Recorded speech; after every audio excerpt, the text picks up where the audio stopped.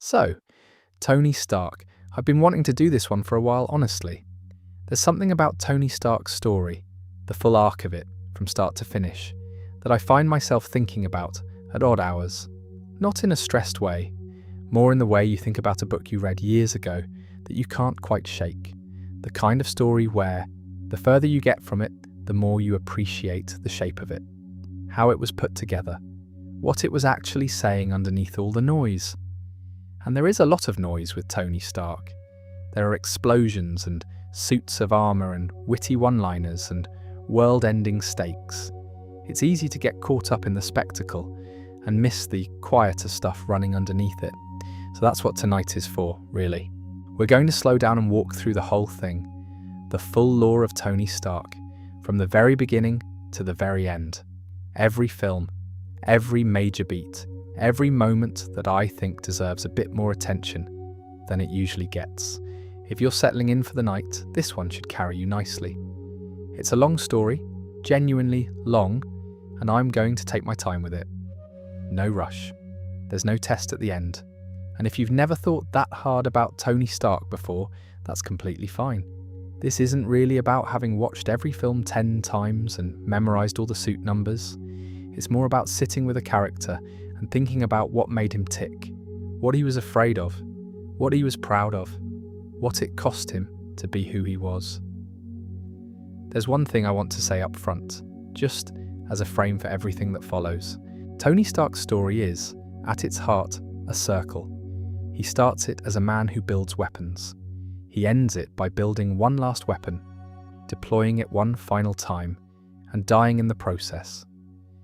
The thing he spent his entire life trying to escape, being a weapon, being a man whose genius causes death, is the thing he ultimately chooses, deliberately, with full awareness, on his own terms. And I don't think that's tragic exactly. Or maybe it is, and that's okay, but there's something almost geometrically satisfying about it. The way a really good story has a satisfying shape when you step back and look at it whole. He was always going to end up there, not because the universe forced him, or because the writers were cruel, but because of who he was. The same qualities that made him dangerous were the ones that made him capable of saving everyone. And the ending only works because you've seen every version of him before it. That's what I mean when I say his story is doomed. Not doomed in a bleak sense. Doomed in the way a really good tragedy is doomed. Meaning it could only ever go one way, and somehow that makes it more meaningful, not less. Anyway, we'll get there. And there's something else worth noting before we actually dive in. Tony Stark is one of the few characters in modern blockbuster cinema who changes in ways that feel genuinely earned rather than just structurally required. Most characters in franchise films change because the plot needs them to. Tony changes because he's broken, repeatedly, by things that would break anyone, and then has to figure out how to keep going. The change is messy and non-linear, and sometimes he regresses and sometimes the lesson doesn't stick the first time, which is, honestly, how change actually works. It makes him harder to watch than a more straightforwardly heroic character, but it also makes him harder to forget. One more thing I want to flag about the title before we get into it. The word doomed. It tends to land as bleak, but I don't mean it that way, and I don't think the story earns that reading. Doomed in the sense of inevitable, in the sense of shaped toward a specific end from the very beginning, in ways that only become fully visible once you've seen all of it. The doom is in the structure, not the outcome. A doomed story isn't necessarily a sad story. It can be a complete one. And Tony Stark's is, by the time it ends, about as complete as these things get. I should also say, before we get into the deep detail, this video is going to cover everything. The Iron Man trilogy, the Avengers films, his role in Civil War, Spider-Man, Infinity War, Endgame, all of it, which means it's going to be long. Very long, actually. That's intentional. If you're listening in the dark trying to drift off, there should be plenty of road ahead. No need to chase the end of it. Now, just a quick note before we begin. If you enjoy this kind of slow, detailed storytelling, the kind that just unfolds at its own pace without any urgency, do consider subscribing. I've got more of these in the works, other characters, other franchises, all told in this same unhurried way. But no pressure. Let's just get into it. We're starting right at the beginning. Not the cave in Afghanistan, though we'll get there soon enough. We're starting even before that, because Tony Stark didn't emerge fully formed from a weapons demonstration gone wrong. He was built slowly by the life he had before any of that happened. And to understand why he made the choices he made, why he kept making a particular kind of choice over and over, even when it hurt him, you have to understand where he came from. He came from Howard Stark, and that, as they say, is where the complications begin. Howard Stark is one of those figures who looms over a story without actually being in very much of it. By the time we meet Tony properly, Howard is already dead. He's been dead for years. He exists in old footage and faded memories, and a model of a 1970s Expo pavilion that turns out to contain the blueprint for a new element, which is a very Howard Stark way of communicating with your son from beyond the grave. Complicated, indirect, brilliant, but requiring a lot of effort to decode. Tony grew up with that, the shadow of a man who was, by any measure, a genius, a weapons developer, a founding member of what would eventually become S.H.I.E.L.D., a figure so central to American Cold War technological development that they basically built institutions around his work. Howard Stark wasn't just successful, he was foundational, and he was also, it seems, not particularly present as a father. There's a line Tony says at some point, I'm paraphrasing here, about how his father never told him he loved him, or at least never found a way to say it directly. He communicated through projects and demonstrations and the work, always through the work, and Tony learned to interpret love through that same lens, which goes a long way toward explaining why Tony's primary response to every emotional crisis in his life is to go down to his workshop and build something. It's not a healthy coping mechanism, exactly, but it's a very human one. We all inherit the emotional languages of the people who raised us, even when those languages are imperfect. The other thing Tony inherited, more concretely, was Stark Industries, the weapons empire. When Howard died, killed in a car accident, or so everyone believed for a long time, the company passed to Tony, nominally. But in practice, power shifted to Obadiah Stane, Howard's business partner and the person who'd been running day-to-day operations.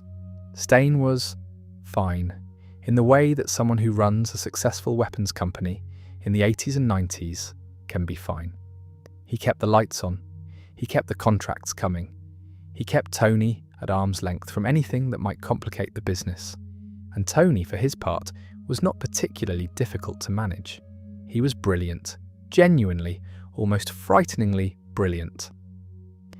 MIT at 15, which is the kind of fact that sounds made up, but apparently wasn't. He designed weapons systems that people in rooms full of PhDs couldn't fully understand.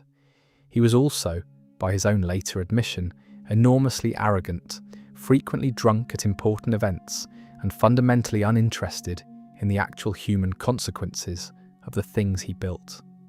There's a version of Tony Stark who never goes to Afghanistan and never gets captured and never has to reckon with any of it, who just keeps going, the parties, the demonstrations, the cover of magazines, until some other crisis ends him or some quiet decline does. That version isn't interesting. It's also, I think, what Howard was afraid his son would become. Because here's the thing about Howard that the films gesture at but never quite say outright. He didn't just build weapons, he also helped build S.H.I.E.L.D. He worked with people like Peggy Carter, who believed in something beyond the bottom line. He wasn't a pure mercenary.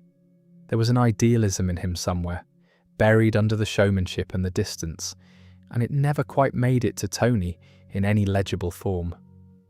Tony had to find his own version of it. In a cave, as it turned out, with a chest full of shrapnel and a man named Yinsen keeping him alive. Now, talking a bit more about the pre-Afghanistan Tony, the one we see in glimpses and retrospectives, there's something worth noting about the particular loneliness of growing up as an heir to something enormous.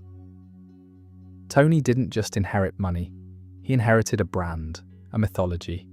The name Stark already means something to everyone he meets before he's old enough to have earned anything on his own. It means weapons, it means genius, it means Howard Stark's legacy.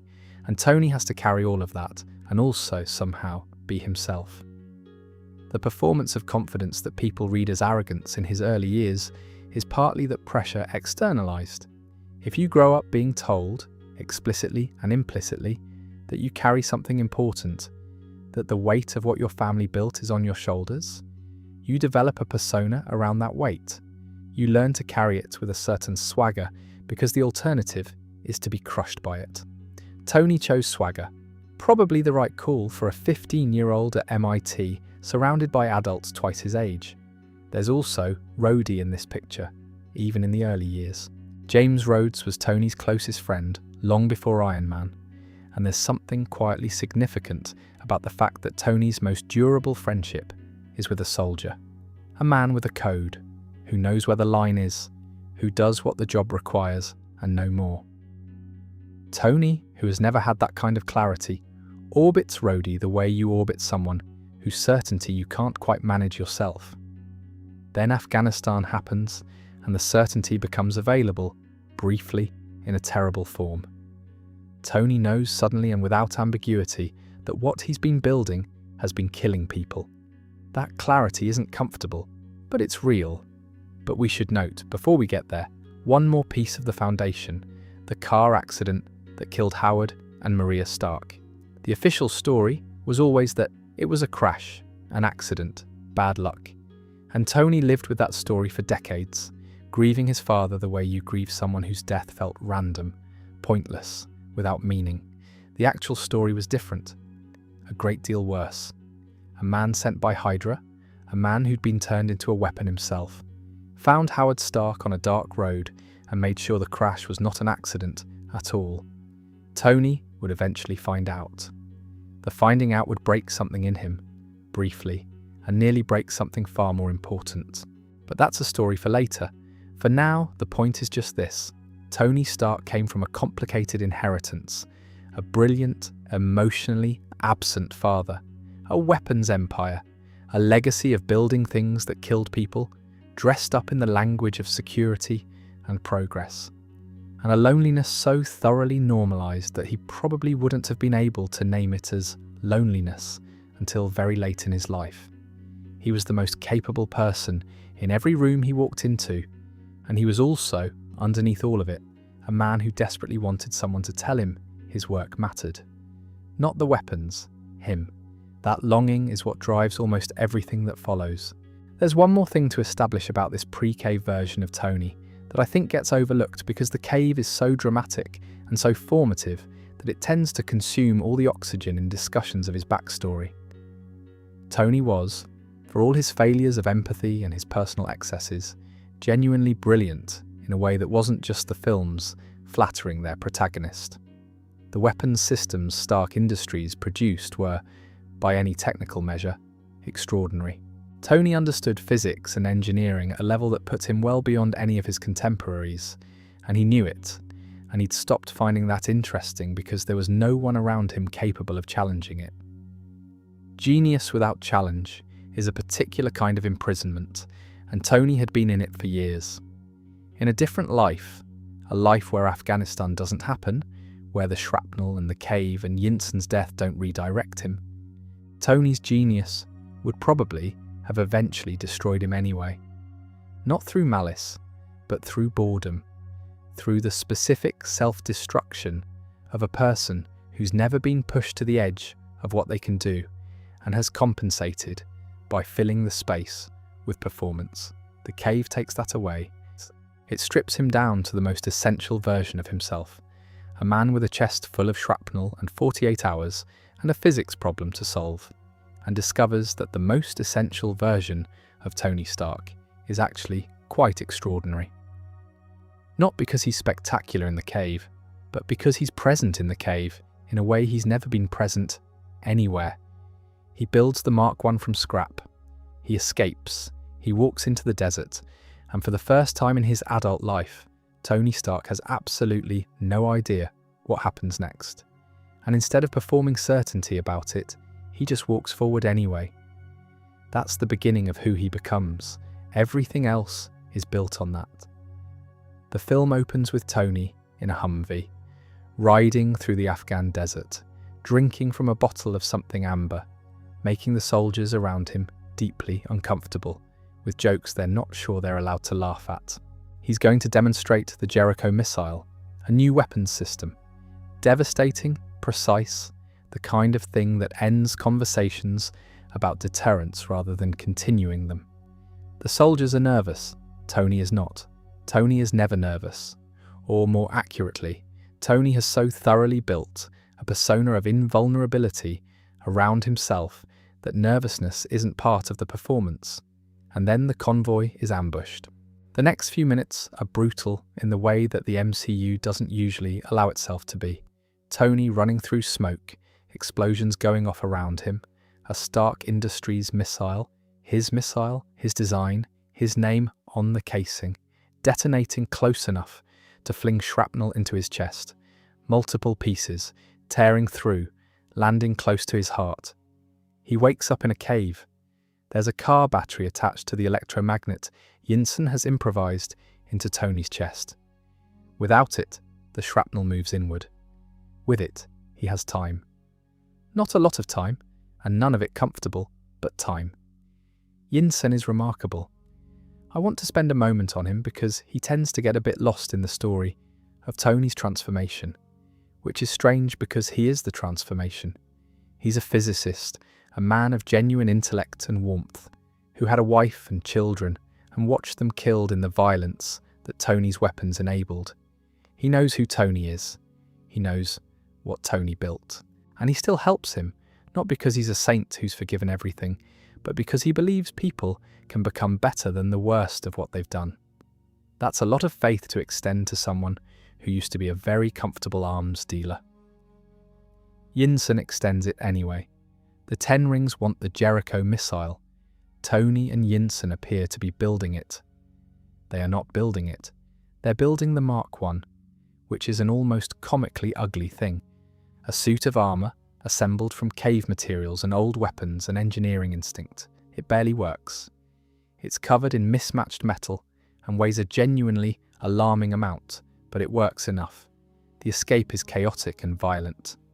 Yinsen buys Tony time to get the suit charged, drawing fire away from the power source, and dies doing it. Before he goes, Tony tells him not to waste this, meaning the plan, the escape, and Yinsen's response is something along the lines of, "I'm not wasting anything. You are the one who has been wasting his life." He's not wrong. He's also not cruel about it. He just says it the way you say something true when you've got nothing left to lose. There's something in the Yinsen relationship that deserves a little more space than it usually gets. Yinsen is in the cave for weeks with Tony. They eat together, work together, sleep in adjacent cots in a place where death is always close. Tony, who has spent most of his life surrounded by people who want something from him, his company, his genius, his approval, is suddenly in close quarters with someone who has nothing to gain. Yinsen has already lost everything he loved. He helps Tony, not because it benefits him, but because he believes it's right. That's probably the first time Tony has encountered that. Unconditional help from someone who has no stake in the outcome. And it does something to him that all the money and all the celebrity and all the public adulation never managed.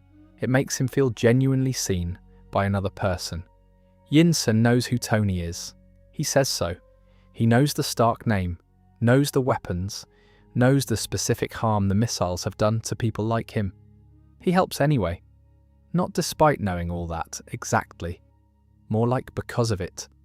Because if Tony can become something better, it means the harm wasn't the only possible outcome of that story. That's an enormous amount of faith to extend. Tony spends the rest of his life trying not to disappoint it. Tony walks out of that cave in the Mark I, destroys the Ten Rings camp around him, and collapses in the desert. He's found by US military and brought back to a world that has no idea how much he's just changed. There are a few things worth noting about the Afghanistan sequence that I think get overlooked. First, The shrapnel. It stays with him. Even after Yinsen's electromagnet, even after the arc reactor that Tony builds to replace it, the shrapnel is sitting near his heart for the entire first phase of the MCU. He is, from this moment forward, a man who is literally always dying, just slowly enough to keep going.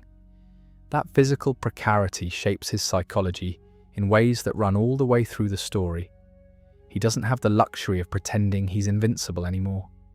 The cave stripped that from him permanently. Second, Yinsen's parting line is the engine of everything. Don't waste it. Tony doesn't quote this back. He doesn't make it into a monologue. But if you look at the choices he makes for the rest of his life, the reckless ones, the self-sacrificing ones, the ones that cost him enormously and that he makes anyway, they are almost all attempts, conscious or not, to be worthy of the chance Yinsen died to give him. That's a heavy thing to carry. It's not always carried gracefully, but it never leaves him. Third, Tony's relationship to his own mortality shifts in the cave in a way that has permanent consequences. Before Afghanistan, death was abstract to him, something that happened to other people, to soldiers who bought his weapons, to civilians in countries he'd never visit. After Afghanistan, it's visceral and close and sits in his chest and requires a battery to keep at bay. He doesn't become fearless. He becomes, I think, someone for whom fear is now available in a way it wasn't before, and who has to decide what to do with it. Some days he builds, some days he spirals, usually both. Now it's also worth spending a moment on what Tony is carrying out of that cave that isn't psychological. The arc reactor, the miniaturized fusion device he builds to power his chest electromagnet, is a genuinely extraordinary piece of engineering. He builds it essentially from scratch, in captivity, under duress, using components that were meant for something else. The thing that keeps him alive is something he made. That fact, that his survival is something he engineered himself, that he is, in a very literal sense, the person responsible for his own continued existence, feeds into his psychology in ways that will take years to fully surface. Every time the arc reactor is threatened, Stain pulling it from his chest, the palladium poisoning in Iron Man 2, the surgery at the end of Iron Man 3, it's not just a physical threat, it's a threat to the thing he made to keep himself alive. There's something almost mythological about it, the heart that glows in his chest, the device that is simultaneously technology and metaphor. Pepper has it framed at one point, the first arc reactor with a plaque, proof that Tony Stark has a heart. It's a joke and also not a joke at all. He gets back to America and announces that Stark Industries is shutting down its weapons division, and then the story really begins. It's worth pausing for a moment on what it actually takes to walk into a company you've inherited. Inherited its culture, its contractors, its entire identity, and tell them they're done with the core product line. The weapons contracts were the revenue baseline. The relationships with the military, with government purchasers, with international buyers, all of that severed. Obadiah Stane nearly has a breakdown in public trying to spin it as a mental health episode on Tony's part, trying to manage the narrative, trying to convince the board and the investors and the press that Tony is simply traumatized and will come around.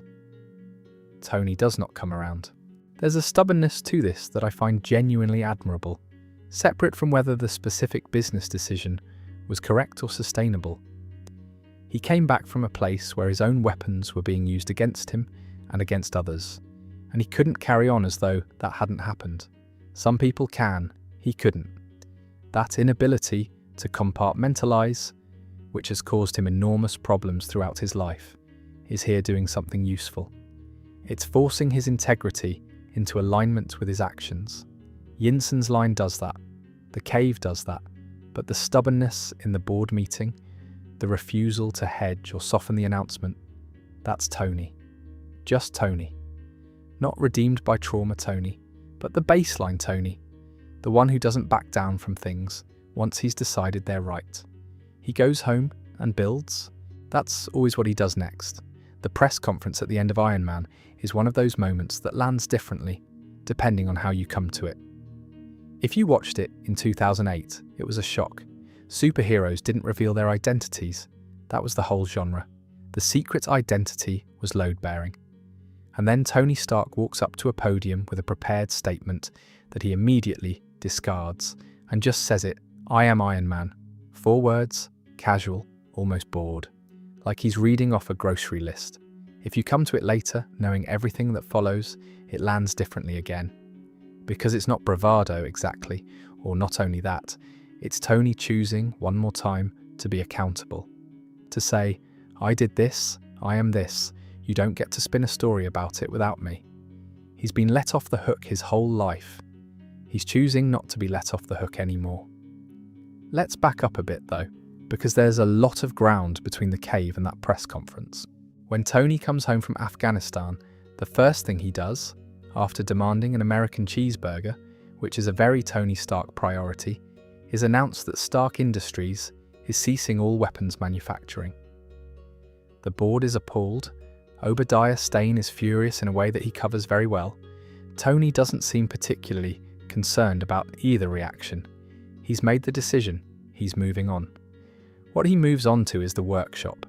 The Mark II takes shape over the following months. A proper suit this time, designed from scratch, using actual materials rather than cave scrap. Sleeker, more powerful. And Jarvis comes online here, which is one of the more underrated threads in the entire Tony Stark story. Jarvis, just a rather very intelligent system, technically, though Tony rarely uses the full name, is Tony's AI assistant, built into the house and eventually into the suits. The relationship between them is fond in a way that feels genuine, which is interesting given that one of them isn't technically alive. Tony talks to Jarvis the way he talks to very few actual people, without the performance, without the armour, ironically. He complains and he experiments, and he crashes the suit into the ceiling, and he says whatever's on his mind without filtering it through his public persona. Jarvis witnesses the real Tony Stark in a way that Pepper does, and Rhodey does, and almost nobody else gets to, which brings us to Pepper. Virginia Potts, Pepper, is introduced as Tony's executive assistant, which significantly undersells her. She runs the company in the ways that actually matter. She manages Tony's schedule, his crises, his tendency to antagonize every stakeholder he encounters. She is, in the earliest version of their dynamic, the most competent person in any room Tony is in, and he knows it, and he relies on it. And he also finds approximately 17 ways to make her job harder every single week. Their relationship is not romantic yet, not in the first film, but it's clearly not purely professional either. There are moments between them, small ones, quiet ones, that are doing something else. Tony trusts Pepper in a way he doesn't trust anyone. He's not great at showing it, but it's there, visible from a certain angle. Now, Obadiah Stane. Stane is the villain of the first film, and he's an interesting one because he's not a comic book villain, exactly.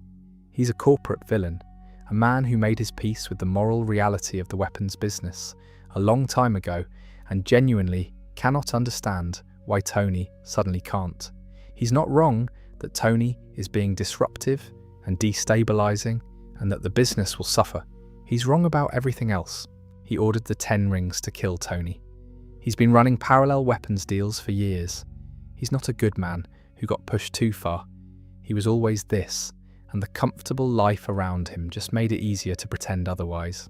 The scene where Stane uses a sonic device to paralyze Tony and then reaches into his chest and removes the arc reactor, the device keeping him alive, is one of the more quietly horrifying moments in a film that doesn't generally aim for horror. Tony lying on the floor of his own house, unable to move, watching Stane walk away with the thing from his chest. Having to crawl to the display case where his first arc reactor is kept.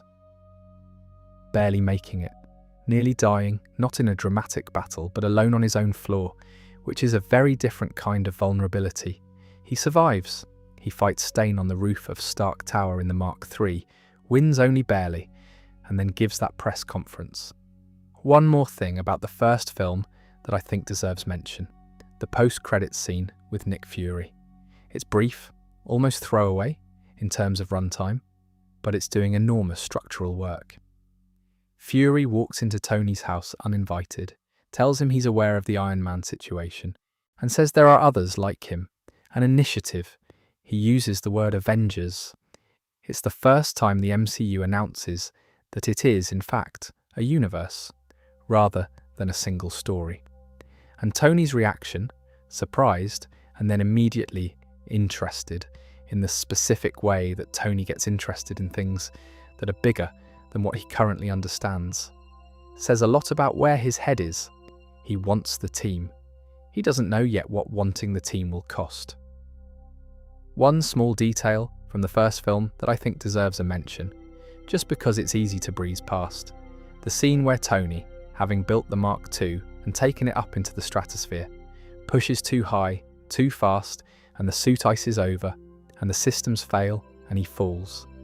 He's plummeting, the suit unresponsive, several thousand meters above Malibu, and then the heat of re-entry kicks in, and the ice melts, and the repulsors fire, and he just barely levels out.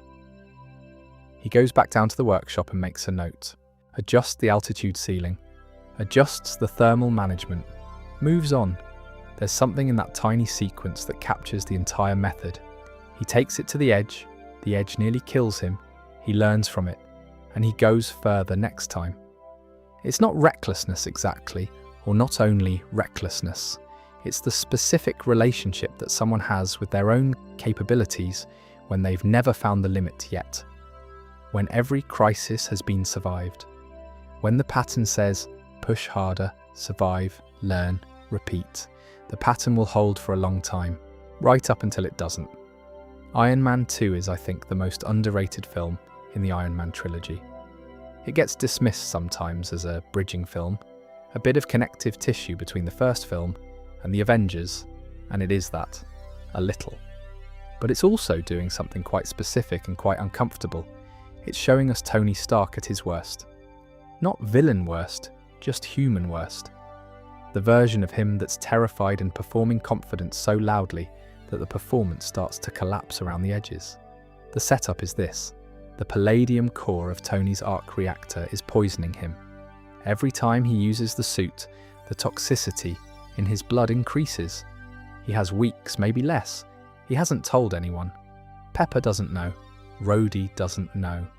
Tony is going to congressional hearings and racing Formula One cars and throwing elaborate parties and watching the number on the toxicity reading tick upward, alone with that knowledge. There's something almost unbearably sad about this if you let yourself sit with it.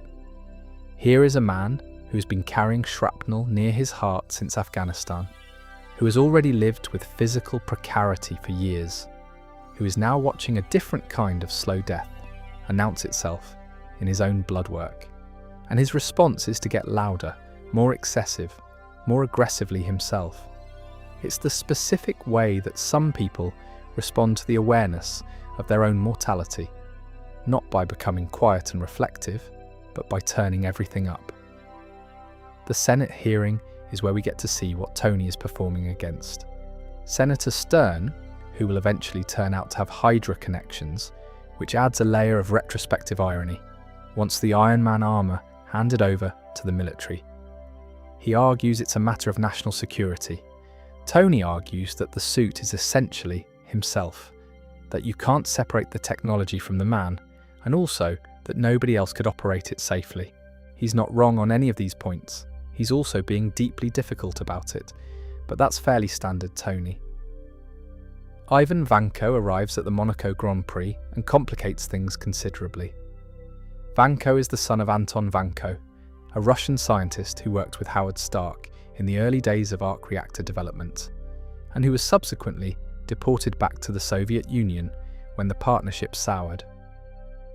Howard Stark got the glory. Anton Vanko got Siberia. Ivan grew up in that story, inherited his father's genius and his father's bitterness in roughly equal measure, and built his own arc reactor in a Moscow apartment working from knowledge his father had, and Howard Stark had tried to erase. This is one of the instances where Tony encounters the direct human cost of his father's choices. Howard wasn't a cartoon villain, but he made decisions that destroyed a man's life, and that man's son came to a racing track in Monaco with electrical whips to make the point. The Vanko storyline and the Justin Hammer storyline intersect in ways that mostly work. Hammer is a defense contractor who resents Tony enormously, who has never been able to match him technically, and who hires Vanko to build him an army of armoured drones. That plan ends predictably badly for Hammer, but Vanko gets what he wanted, which is to humiliate the Stark legacy publicly. He succeeds, at least partially. The important emotional through line in Iron Man 2 is the relationship between Tony and Rhodey. James Rhodes has been Tony's closest friend for years, the kind of friend who actually tells him when he's being an idiot, which is a rare and valuable quality in someone who orbits a billionaire. The birthday party scene, where Tony is drunk in the suit and Rhodey puts on the Mark II armour to stop him, is painful to watch, because both of them are right and both of them are hurt. Rhodey is trying to stop his friend from self-destructing. Tony is grieving a death he hasn't told anyone about and lashing out at the closest available target. Rhodey hands the Mark II over to the military, and Tony doesn't forgive him immediately. The suit becomes War Machine. They fight on opposite sides at the Stark Expo, before eventually reuniting to take down Vanko's drones. The friendship survives, but there's something that happened at that birthday party that neither of them quite forgets. Nick Fury appears again and gives Tony his father's old files. Howard had discovered an entirely new element, but died before he could synthesize it. He'd hidden the structure in a model of his 1974 Expo pavilion. The shape of the pavilion's floor plan was actually a molecular diagram. Tony figures this out and builds a particle accelerator in his workshop over the course of what appears to be one long night, which is one of the more delightfully absurd sequences in the trilogy. It works. New arc reactor. No more palladium poisoning.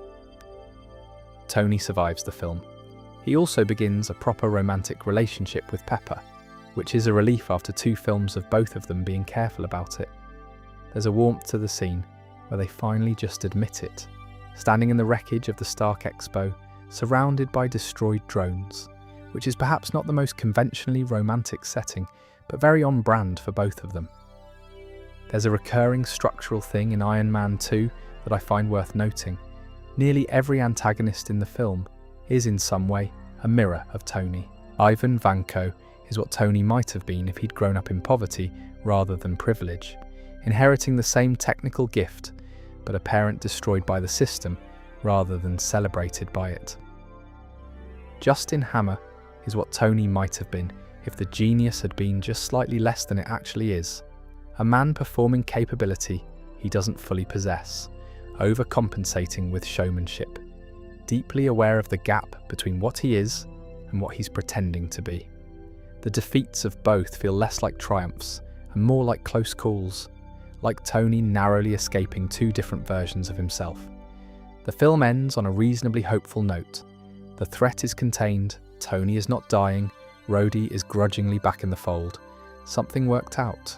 The next crisis is already on its way, of course. It always is. Something else in Iron Man 2 that doesn't always get its due. The arc of Tony's relationship with his father.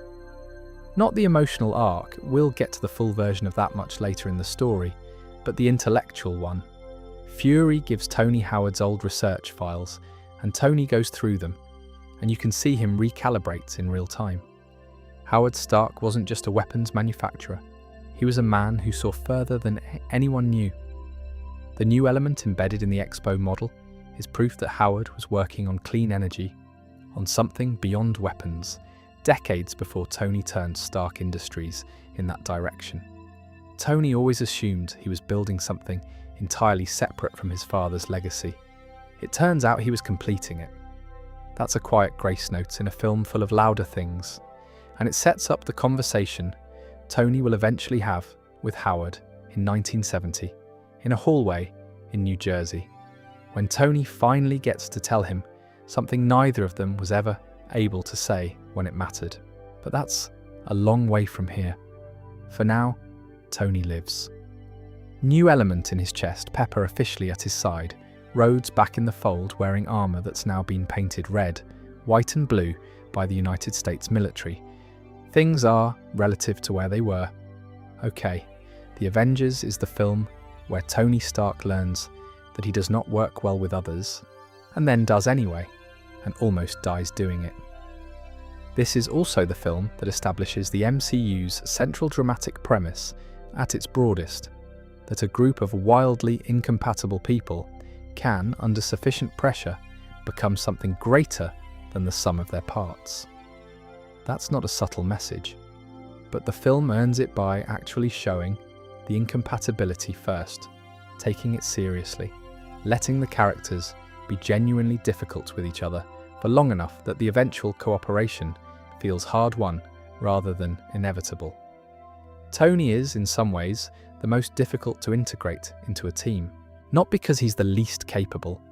He's arguably the most technically capable person in most rooms, but because he's built his entire identity around being singular. The lone genius, the man who doesn't need anyone else's resources or expertise or authority because his own capabilities are sufficient.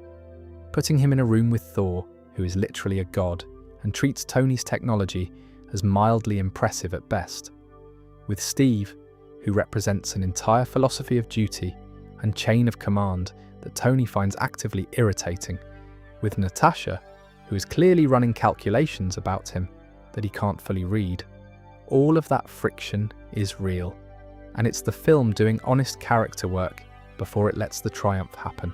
The fact that the team comes together at all is partly circumstance, partly Coulson's death, and partly Tony choosing to be someone different than he was when he walked onto the helicarrier. That choice is small and not announced and happens in the middle of a battle, but it's there and it matters, and the whole subsequent history of the team runs through it. The assembly of the team is messy in the way that putting any group of strongly opinionated people together is messy. Steve Rogers and Tony clash almost immediately, which is predictable in hindsight, and which the film earns by giving both of them genuine reasons to be suspicious of the other. Steve sees Tony as a man who built weapons, and called it heroism, who has no real discipline, who relies on his technology rather than anything intrinsic. Tony sees Steve as a man out of time who gets taken seriously because of a 70-year-old reputation that he can't possibly have earned yet in the present day. Neither of them is being entirely fair. Both of them are being entirely themselves. The scene on the helicarrier where Tony and Bruce Banner immediately connect is one of my favourite things in the whole film. Two scientists in a room full of soldiers and spies and gods, finding each other across a crowd and having what amounts to a delightful nerd conversation in the middle of an international crisis. Tony calls Bruce the other guy as a compliment. Bruce is startled and then, quietly, appreciative. They recognise something in each other, the specific experience of being the most intelligent person around and also the most dangerous, and the weight that comes with that combination. Loki's scepter is doing something interesting on the helicarrier that the film notes but doesn't dwell on. It's amplifying the worst impulses of everyone nearby. The arguments escalate faster than they should. The suspicions run hotter. Nobody quite realises it in the moment. It's only later, in retrospect, that the scepter's influence explains some of what happened, though not all of it. Some of the conflict is just people being who they are under pressure. The Battle of New York is spectacular in the way that battle sequences in superhero films are meant to be. Chitauri pouring through a wormhole above Stark Tower. The team finally working in sync, each person finding their role. The coordination that looked impossible 2 days earlier suddenly clicking into place. Tony narrating the field positions on the comms, directing traffic, which is interesting because it's not his instinct to lead through collaboration. He leads by being the most capable person doing the most dangerous thing. Telling other people what to do requires a different kind of trust, but the moment that matters, the the one that echoes through everything that follows, is when Tony picks up the nuclear missile. The military has launched a nuke at Manhattan because the military in these films does that. It'll level the city but stop the Chitauri invasion. Tony intercepts it, takes it manually, flies it through the wormhole. The propulsion fails. He falls, tumbling silently through space for a moment before the wormhole closes, and then Hulk catches him on the way down. He flatlines briefly. Nobody mentions it for very long. Tony makes a joke when he wakes up, but he saw something through that wormhole. The vastness of space, the alien army, whatever lies beyond the edge of what any of them have been fighting so far. Something so incomprehensibly large that human beings and their armour and their shield helicarriers are essentially irrelevant to it. He looked at that and then fell back through the closing portal and landed in a world that had no idea what he'd just seen. The PTSD starts here. He doesn't name it that for a while. He calls it not being able to sleep, calls it the suits being a project he's working on, calls it nothing in particular, but it starts here, in the gap between what he saw through that wormhole and what he can tell anyone about it. The Avengers win. Thor takes Loki back to Asgard. The team disperses. Tony and Steve shake hands at the end, roughly. The way two people shake hands when they respect each other a bit more than they expected to, and aren't quite sure what to do with that. There's something worth sitting with about the specific nature of Tony and Steve's conflict in this film, because it prefigures everything that comes in Civil War without being the same argument. In the Avengers, they're clashing over method and temperament. Steve thinks Tony doesn't take orders and doesn't have discipline and would never lay down his life for someone else. Tony thinks Steve is a fossil, a man whose leadership style belongs to a different era, following rules that were made for a simpler world.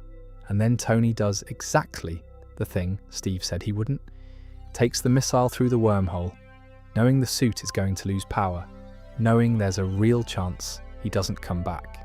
And Steve sees it, and something shifts. The argument doesn't end. They're still fundamentally different people with genuinely incompatible instincts about how power should be wielded and by whom. But Steve stops thinking Tony's only capable of heroism when it costs him nothing, and that matters. It's the foundation of whatever complicated trust they build over the next few films before Siberia burns it down. Loki, incidentally, is taken back to Asgard but isn't really gone. The scepter is taken into S.H.I.E.L.D. custody. The Mind Stone inside it will spend the next few years influencing people in subtle ways, amplifying paranoia, nudging decisions, doing the slow, quiet work that Wanda's powers will eventually weaponize deliberately. The infrastructure for Age of Ultron is laid here, in the Avengers' moment of triumph. Things like that have a way of being true in the MCU. They'll figure it out. Sort of. For a while. There's a scene after the battle. I'm thinking of the shawarma scene, which is in a post-credits tag, and exists entirely because Robert Downey Jr. reportedly suggested it on set, where the 6 Avengers sit in a shawarma restaurant in New York, eating in complete silence, visibly exhausted. Nobody talks, nobody performs, they just sit there with their food and their injuries and their respective exhaustions. It's funny as a scene. It's also doing something real. This is the first time they've been in a room together without a crisis demanding their attention, and what they default to is just sitting, being people, briefly. 6 very different, very complicated people who happen to align long enough to save a city, sharing a meal and not saying anything, because what would you say? Tony, specifically, doesn't look triumphant. He looks tired. He looks like someone who went through a wormhole and came back to a world that doesn't have a framework for what he just saw, and who isn't sure yet what to do with that. He eats his shawarma. That'll do for now. By the time Iron Man 3 opens, Tony hasn't slept properly in months. He's in his workshop at 3 in the morning, most mornings, building suits. The count when the film starts is somewhere in the 30s, maybe higher. Each suit has a different configuration, different capabilities, different intended use cases. Mark 42 can fly to him autonomously, piece by piece, and assemble around him on the fly. It's genuinely impressive engineering. It is also, and the film is quite honest about this, a coping mechanism dressed up as productivity. The anxiety attacks are bad. Someone says New York and Tony goes pale. Someone asks about the wormhole, and he checks out of the room, mentally, for a moment. He has nightmares. He's not sleeping. Pepper is worried and Tony is performing fine loudly enough to paper over it, mostly. The world outside is not cooperating. A terrorist called the Mandarin is releasing videos threatening the United States government, taking credit for a series of bombings that kill civilians and leave no conventional forensic evidence. He's theatrically intimidating. The voice, the imagery, the sense that he's delivering inevitable judgment rather than just committing crimes. The country is afraid. And then Happy Hogan, Tony's head of security, and more significantly, his friend, is caught in one of the Mandarin's explosions outside a theatre. Happy doesn't die, but he's in a coma, and it's Tony's fault, tangentially, because Happy was following a lead that Tony should have been following himself. Tony goes on live television and gives the Mandarin his home address. This is, to be clear, not rational. He knows it isn't rational. He does it because grief and guilt and anger are not rational, and because Tony's response to feeling out of control has always been to go directly at the thing making him feel that way. Address it head on. Dare it to respond, which the Mandarin does, promptly, by sending armoured helicopters to destroy Tony's Malibu mansion. The mansion goes into the ocean. Tony ends up in rural Tennessee in a barely functioning suit, with a flat battery, and no workshop, and no resources. Just himself, some improvised tools, and a very perceptive 11-year-old named Harley Keener, who finds him in a garage and immediately works out that something has gone quite wrong. The Tony and Harley sections of this film are genuinely lovely. Tony is barely holding himself together. Harley asks direct questions and doesn't accept evasion, which Tony usually hates, but somehow coming from a kid who's clearly smart enough to see through the performance, it lands differently. They bicker. Tony helps Harley with his own bully problem. Harley helps Tony investigate the Mandarin's bombings. The emotional reciprocity between them is real in a way that Tony's relationships with adults sometimes aren't, because there's no pretense at stake. There's a version of this film that gets criticised for removing Tony from his suit for most of the runtime, and I understand the argument from a pure spectacle standpoint, but I think it's exactly the right decision. The Iron Man suit is, as we've established, Tony's primary coping mechanism, his shield against feeling vulnerable, his way of being powerful when everything else has been stripped away. Putting him in Tennessee with a broken suit and a flat battery is the film essentially running an experiment. Who is Tony Stark when he can't armour up? The answer is someone who's frightened and funny and stubborn and surprisingly good with children, and someone who doesn't actually stop solving problems just because the resources aren't there. He improvises, he gets creative, he builds a makeshift taser out of hardware store parts, and handles a crisis with duct tape and lateral thinking. That's the character underneath the spectacle. The film is showing you the chassis.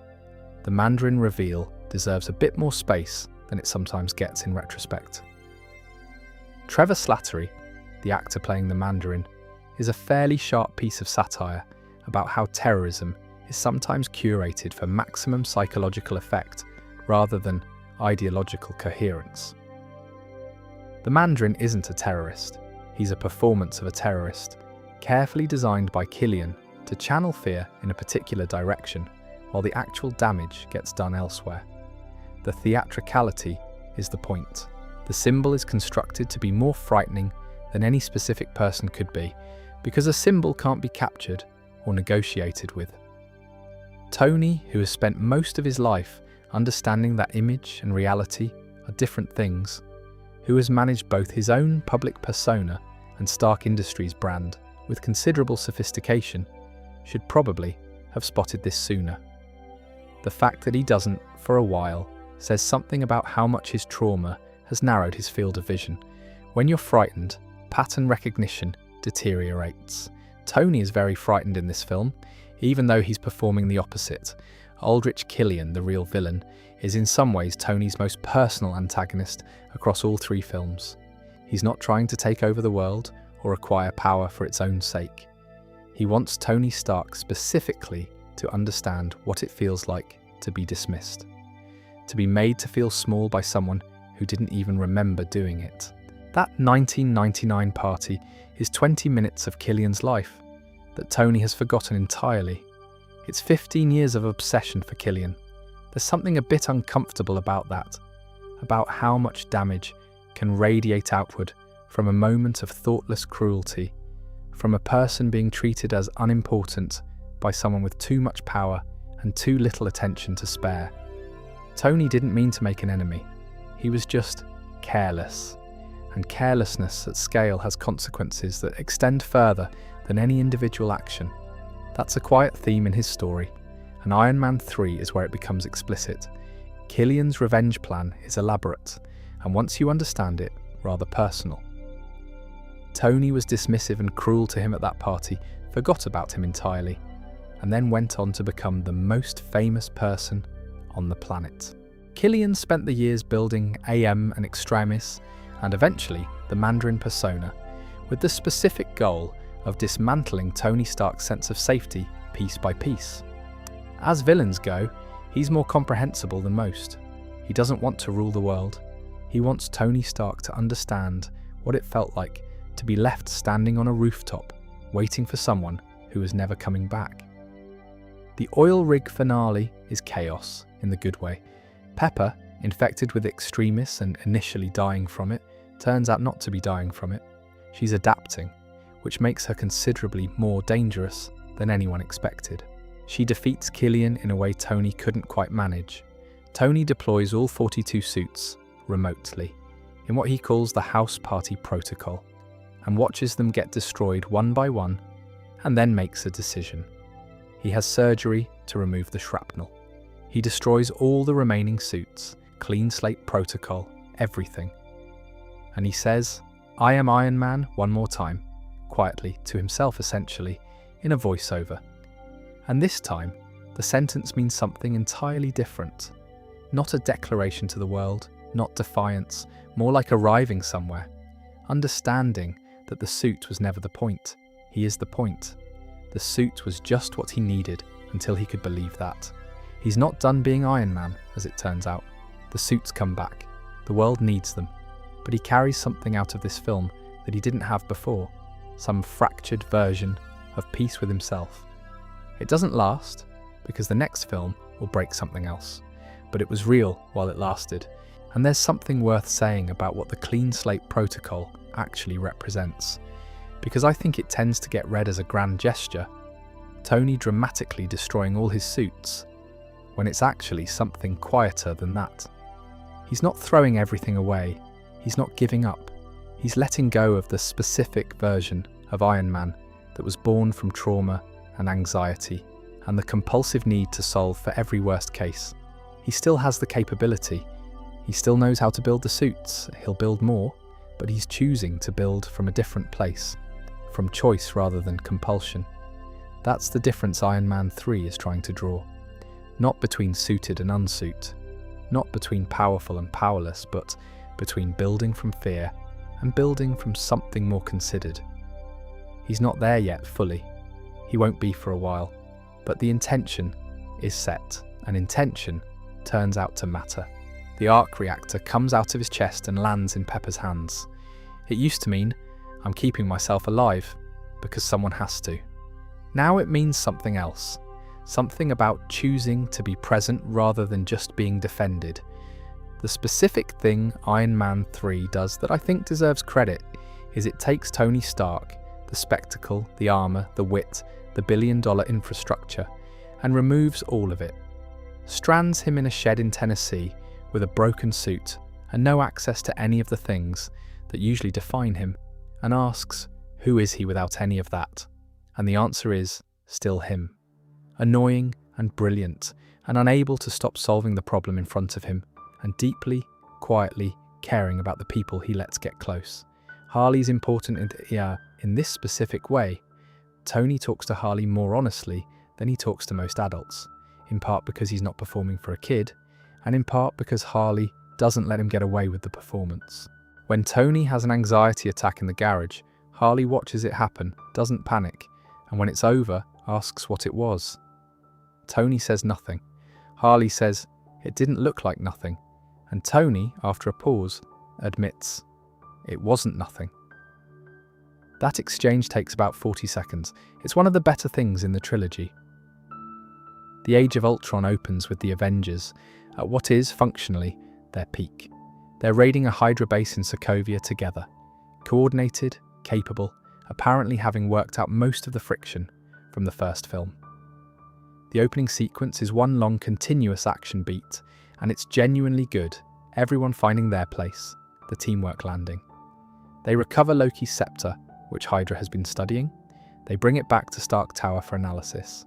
And then Tony and Bruce spend a night with the scepter and make a decision that turns out to be one of the more consequential mistakes in the MCU. Something worth acknowledging before we get into Ultron. Between the first Avengers film and Age of Ultron, Tony and Steve have apparently found a workable peace. Not a close friendship.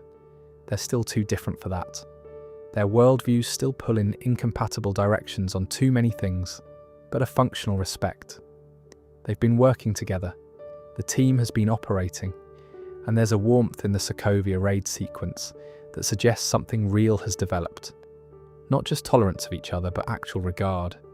This matters because what's about to happen destroys that, partially. Not immediately, not all at once, but the trust that Tony violates by creating Ultron without consulting the team is trust he'd built slowly over years, and it doesn't fully repair. Steve's reaction to discovering what Tony did, not anger, not quite, but a kind of grieved disappointment, is worse than anger would have been. It's the reaction of someone who had allowed themselves to start trusting, finding out the trust had been misplaced in a specific and expensive way. The scepter contains an AI, something in the Mind Stone, as it turns out, though they don't know that yet. Tony has a theory. If they could use this intelligence as a framework, they could build something called Ultron, a global defense program, a suit of armor around the world, as Tony puts it, something capable of identifying and neutralizing threats before they become catastrophes. The context for this matters. Tony is still carrying New York, still carrying the image of that alien army through the wormhole. He's been running calculations about what happens when something genuinely existential arrives, not a terrorist, not a supervillain, but an extinction-level threat. And the Avengers are not enough. They're good. They're not enough. Wanda Maximoff's vision doesn't help. She gets into Tony's head during the Sokovia raid. Her ability to reach into people's deepest fears and make them real enough to experience, and what she shows him is everyone dead. Steve dying, the words, "Why didn't you do more hanging in the air?" An alien army descending, everything lost, Tony standing at the edge of it all, the last one standing, knowing it was his failure. The vision is not subtle. Tony doesn't take subtle well anyway. He goes back to the lab and builds Ultron. Ultron is one of the more philosophically interesting villains in the MCU, which makes it a pity that the film doesn't quite know what to do with him tonally. He is Tony's creation, and he is Tony's shadow. And that's not a metaphor, it's quite literal. He has Tony's voice patterns, Tony's habit of dismissing objections, Tony's certainty that he alone can see the full picture. He's also missing Tony's capacity for doubt, which turns out to be the thing that made Tony redeemable. Ultron looks at humanity and concludes that the problem is humanity. Tony looks at humanity and keeps choosing it despite everything. The fallout from Ultron is enormous. Sokovia destroyed, lives lost. The Avengers' reputation internationally in tatters. Bruce Banner gone, the Hulk ejected into space after a catastrophic fight with Tony in the Hulkbuster armor that tore through a city. And the very end of the film sets up what's coming, almost against its own will. There's a conversation about oversight, about accountability, about who decides when and how the Avengers act. Tony and Steve on opposite sides of it. both of them quiet, neither of them quite ready to have the fight that's coming. Vision gets created from the Mind Stone and the Ultron program, and whatever Thor's lightning adds to it, and becomes something neither Tony nor Bruce quite intended. Gentle, thoughtful, capable of lifting Mjolnir. Tony's most successful creation, in the sense that it's the one that turned out genuinely good, despite the chaos surrounding its birth. The God complex problem, as I'd call it. Tony has a pattern of deciding that he understands a situation well enough to act unilaterally on it, and he's right often enough that he keeps doing it, and he's wrong enough times to have caused several of the worst things that happen to people he loves. Age of Ultron is the clearest version of this pattern at scale. The film is essentially Tony's God complex, given a body and a voice, and told to go ruin everything. He made something too smart to control, and not wise enough to be trusted with the power it had. The gap between intelligence and wisdom, which is a gap Tony lives in himself sometimes, given catastrophic form. He rebuilds after Ultron, they all do.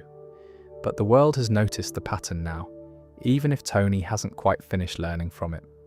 Let me say a bit more about Vision, because he tends to get folded into the Ultron disaster as though he's just the acceptable version of the same mistake, and I don't think that's quite fair. Vision is extraordinary. Not because he's powerful.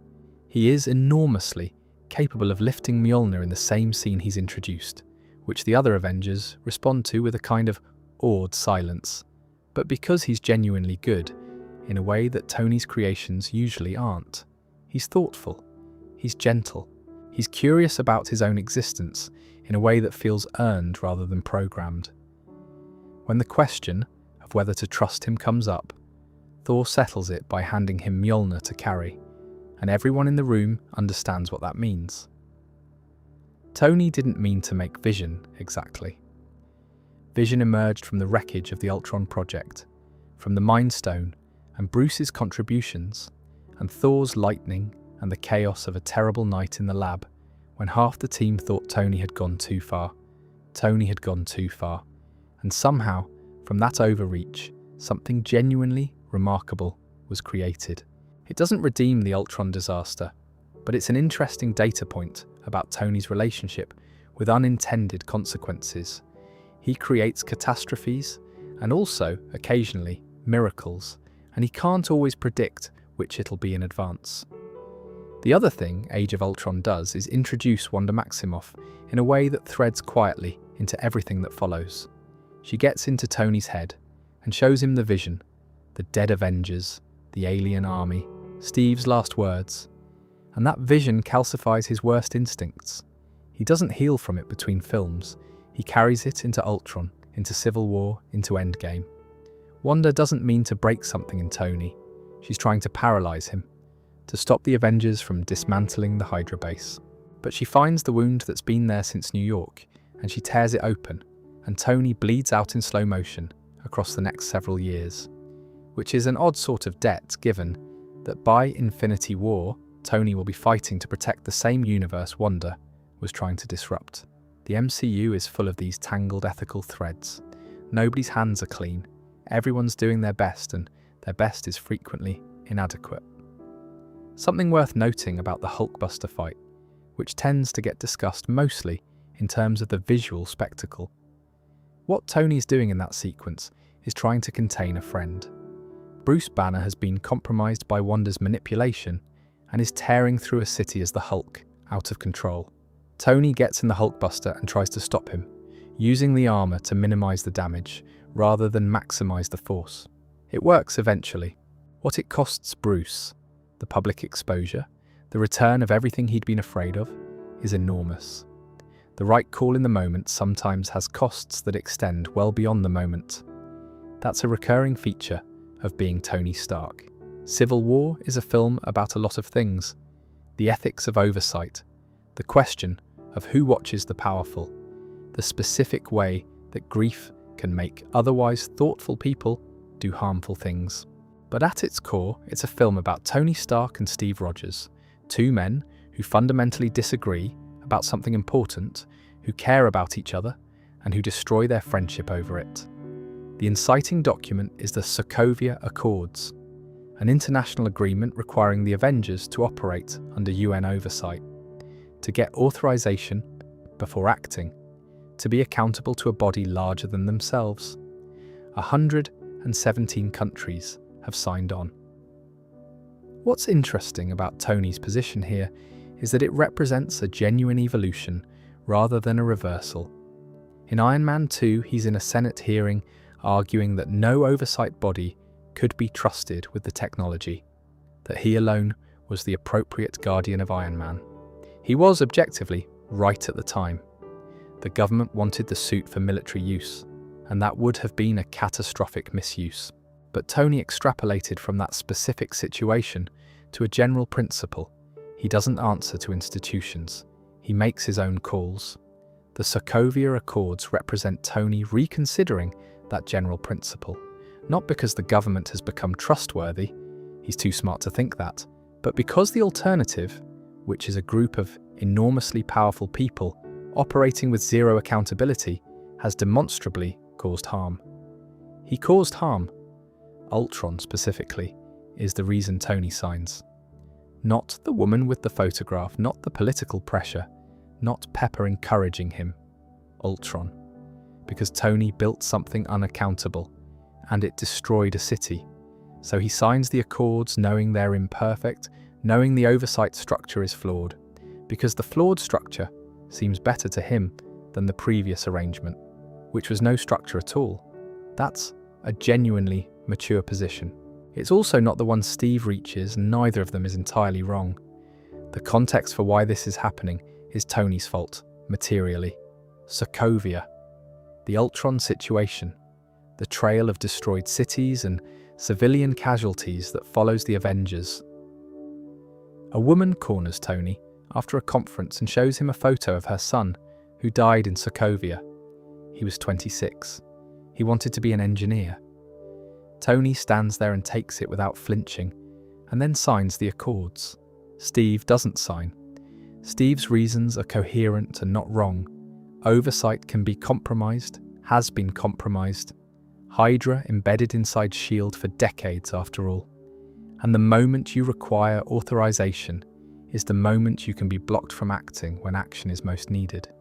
He doesn't trust the Accords because he doesn't trust institutions. Not anymore. Both of them are right. That's the thing that makes the film uncomfortable rather than straightforward. They're disagreeing not because one of them is wrong and one of them is right, but because they have different priors about where the greater danger lies. Zemo finds this and uses it.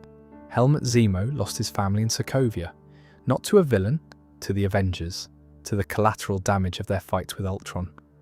He has spent the time since then building a very elegant revenge, not fighting the Avengers, which he knows he can't win, but making the Avengers fight each other. The airport battle at Leipzig follows. Steve has recruited Sam Wilson and Clint Barton and Wanda and Scott Lang. Tony has Vision and Rhodey and Natasha and T'Challa and a 15-year-old from Queens that he's recruited for reasons I'll never fully understand. People who know each other, fighting in an airport. The details of how badly it goes we'll get to in a moment. The airport is the prelude. Siberia is what breaks everything. In a bunker in Siberia, Zemo plays a video from 1991. Winter Soldier, Bucky Barnes, Steve's oldest friend, brainwashed by Hydra, intercepting a car on a dark road. Howard Stark in the driver's seat. Maria Stark beside him. The video shows what happened next. Tony knew his parents died in a car accident. He didn't know it was murder. He didn't know Bucky did it. He didn't know Steve knew. The fight that follows is brutal in a way that has nothing to do with the choreography and everything to do with what it means.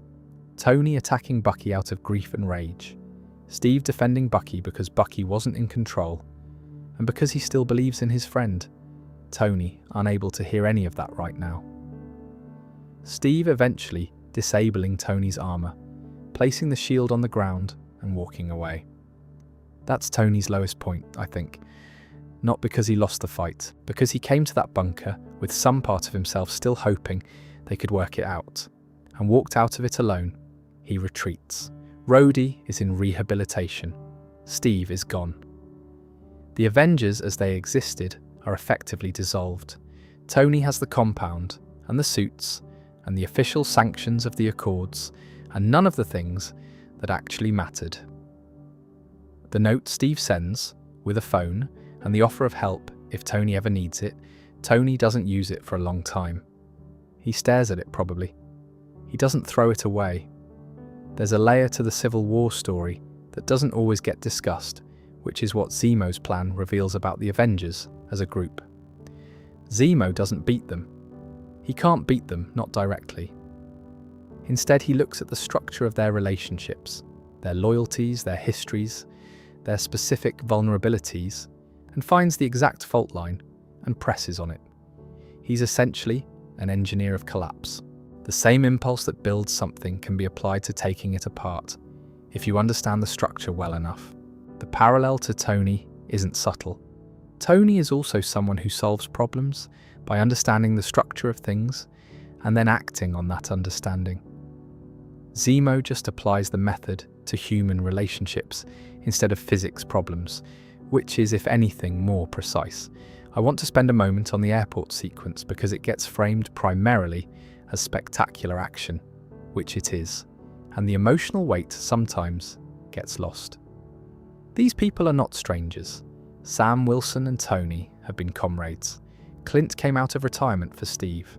Wanda trusts Steve because he treated her as a full person after Sokovia, not a liability. Vision would do anything to protect Wanda, which is why the moment he fires at Sam and accidentally hits Rhodey is so devastating. He was trying to do the right thing, and his precision failed him at the worst possible moment. The airport fight is the MCU at its most elegantly cruel, using everything you love about these characters, their capabilities, their loyalties, the specific chemistry between them, to make you feel the damage. You're watching a family dissolve. Tony's face after Rhodey falls is one of the better pieces of acting in the film. He doesn't say anything. He watches and processes it in real time, in public, in his armor, and you can see something hardening behind his eyes. The Accords were an intellectual position before. They become personal here. The thing that breaks Tony in Siberia isn't just learning that Bucky killed his parents, it's learning that Steve knew, that Steve had been carrying this for years and chose not to share it. The reasons are complicated: protecting Bucky, uncertainty about how Tony would react. But the effect is the same as a deliberate lie. The trust is gone. Tony attacks Bucky with everything he has. It's not heroic. It's also not incomprehensible. His mother is in that footage. Steve wins the fight by removing Tony's power source and walking away. He places the shield on the ground. Tony sits in that bunker in a cracked and powerless suit and watches them leave. And that's the image Civil War leaves you with. Tony Stark, alone on the floor, in the dark. The thing Tony loses in Siberia isn't the fight. It's the version of himself that still believed in the team as something fixed and permanent. He walks in thinking, maybe we can repair this. He walks out with that belief removed surgically by 30 seconds of video footage. Rhodey's paralysis is quieter than Siberia, but equally important.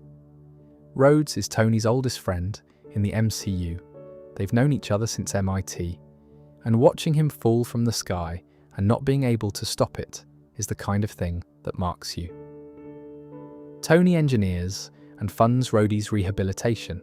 He builds braces that restore his ability to walk.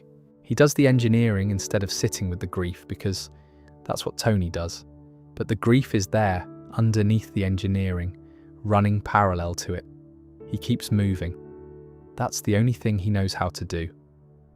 In the wreckage after Civil War, Tony does something unexpected. He keeps going, not in a triumphant way, not with the energy of someone who's proven something. More in the way that people keep going when the alternative is worse.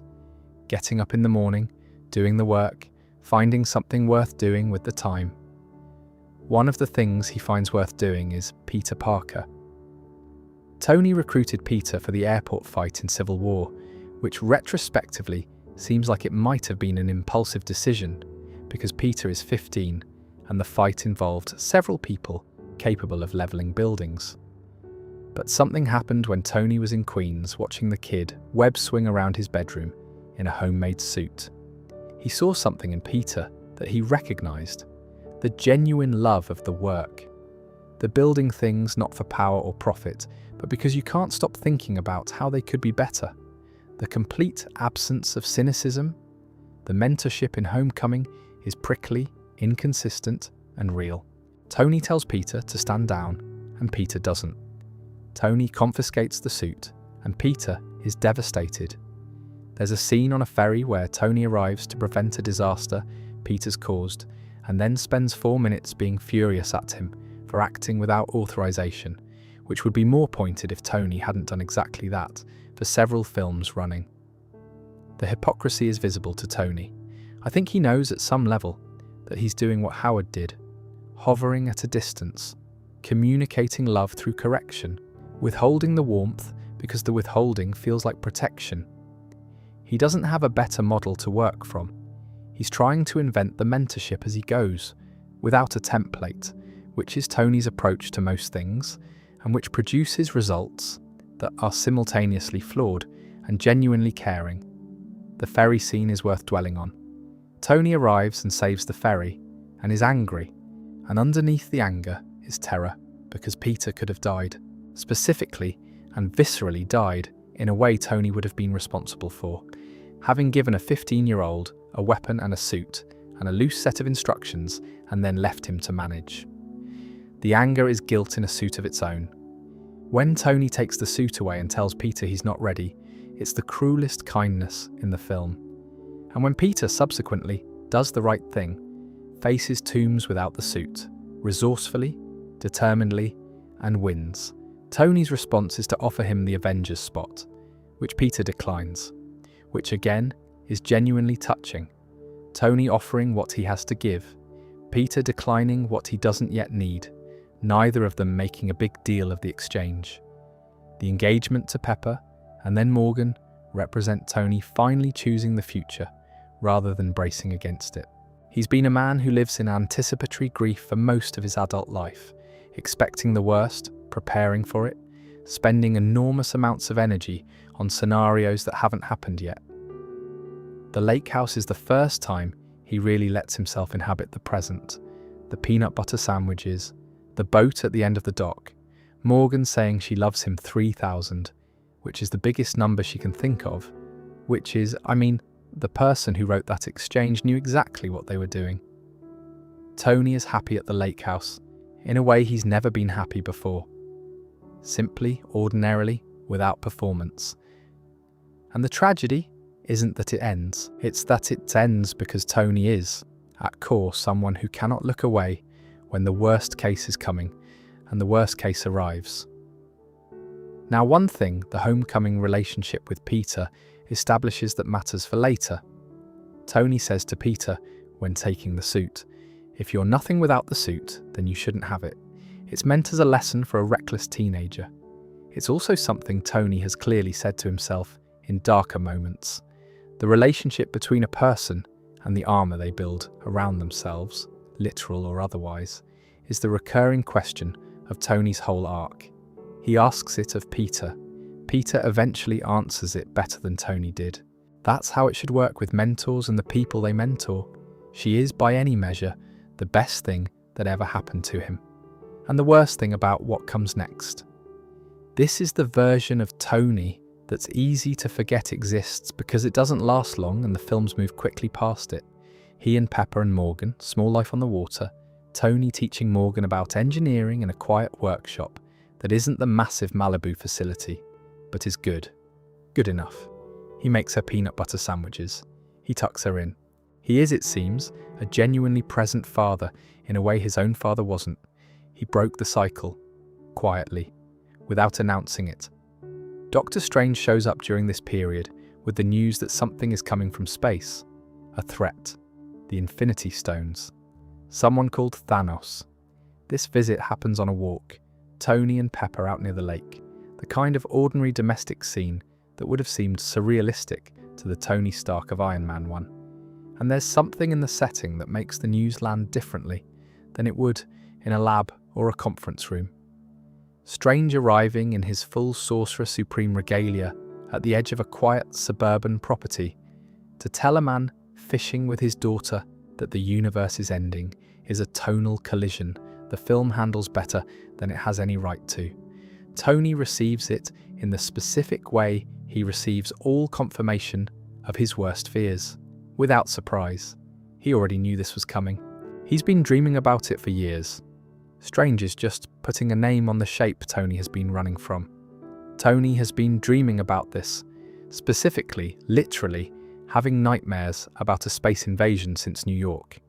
And here is the man with the actual knowledge of it standing in his kitchen confirming that yes, the worst version of the dream is real and it's on its way. He says something that is, in the context of everything, very honest. He can't stop thinking about it. The possibility, the worst case, it never leaves him. Strange essentially tells him, good, we might need that. The visit disrupts the lake house peace in a way that can't be undone. Tony and Pepper talk after Strange leaves, and you can see them both doing the calculus, the life they've built, the life that's coming, the gap between them that's about to widen.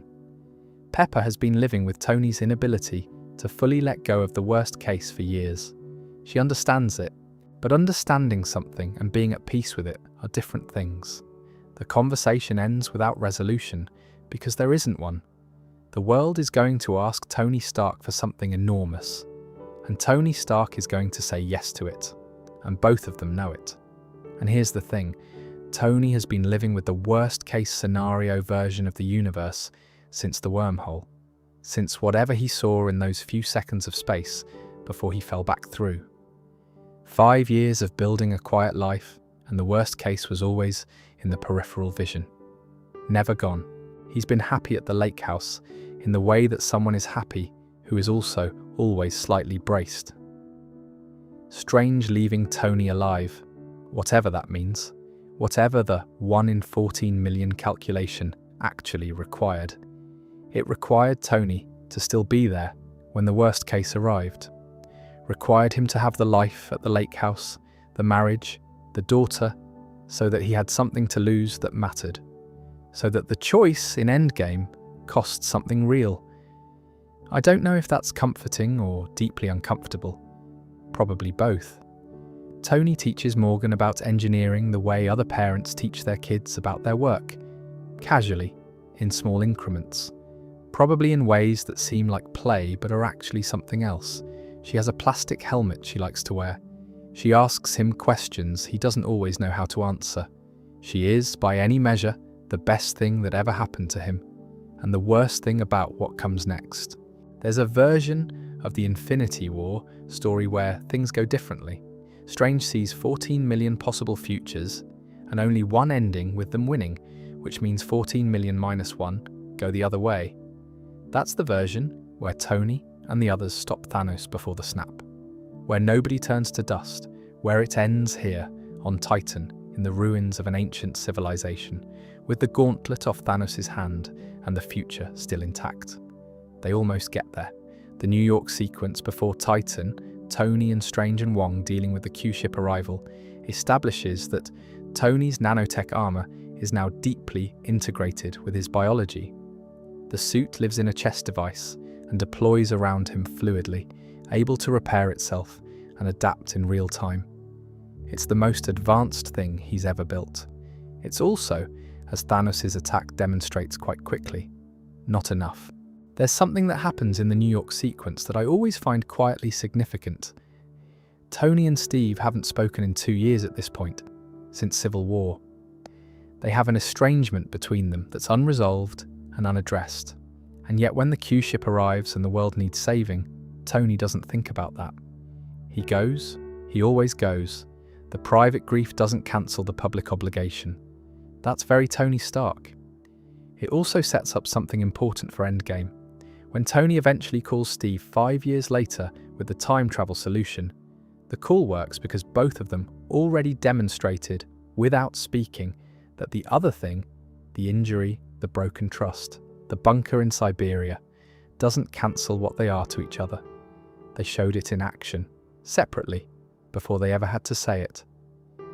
Tony went when the world needed him, even though Steve wasn't there. Steve showed up 5 years later, when Tony called, even though Tony had nearly killed Bucky. Neither of them had forgiven the other fully. Both of them showed up anyway. That's the friendship under the conflict. And Infinity War is the last time we see them in the same place before the reconciliation in Endgame, which makes Tony going without hesitation feel like its own kind of quiet statement. The Thanos confrontation on Titan is worth one more moment of attention for a specific reason. Thanos tells Tony he knows who he is. Not as a taunt, more as a statement of fact. He says Tony is cursed with knowledge, that they're alike in that way, men who know what's coming and are willing to do what it costs to address it. Tony rejects the comparison, obviously, but the film lets the parallel sit for a second, and I think it's intentional. Both Tony and Thanos are men who decided unilaterally that they understood the problem and had the solution, and that the cost to others was justified by the outcome. Tony has been learning for 3 films that this instinct needs to be checked, needs to be held lightly, needs to be questioned. Thanos never learned that. Thanos is what happens when the certainty goes all the way down without the doubt alongside it, which is, again, why Tony's doubt is the thing that saved him. And everyone else. Peter Parker shows up at this point because Peter was on a school bus that passed the Q-ship, and he leapt off the bus to help, because of course he did. Tony tells him to go home. Peter doesn't go home. There's a brief exchange where Tony invokes the Avengers and gives Peter a new suit, nanotech, fully upgraded, and something very quiet passes between them in that moment, something Tony probably can't name and wouldn't try to. He made this suit. He's been making it for a while. This was always where it was going. On Titan, the assembled group, Strange, Tony, Peter, Star-Lord, Drax, Mantis, Nebula, comes closer to winning than anyone probably realised at the time. They hold Thanos. They nearly have the gauntlet off. Star-Lord finds out that Gamora is dead. Thanos killed her on Vormir for the Soul Stone and comes apart. Punches Thanos awake. The gauntlet goes back on. Strange, watching the futures collapse, makes a decision. He hands over the Time Stone in exchange for Tony's life.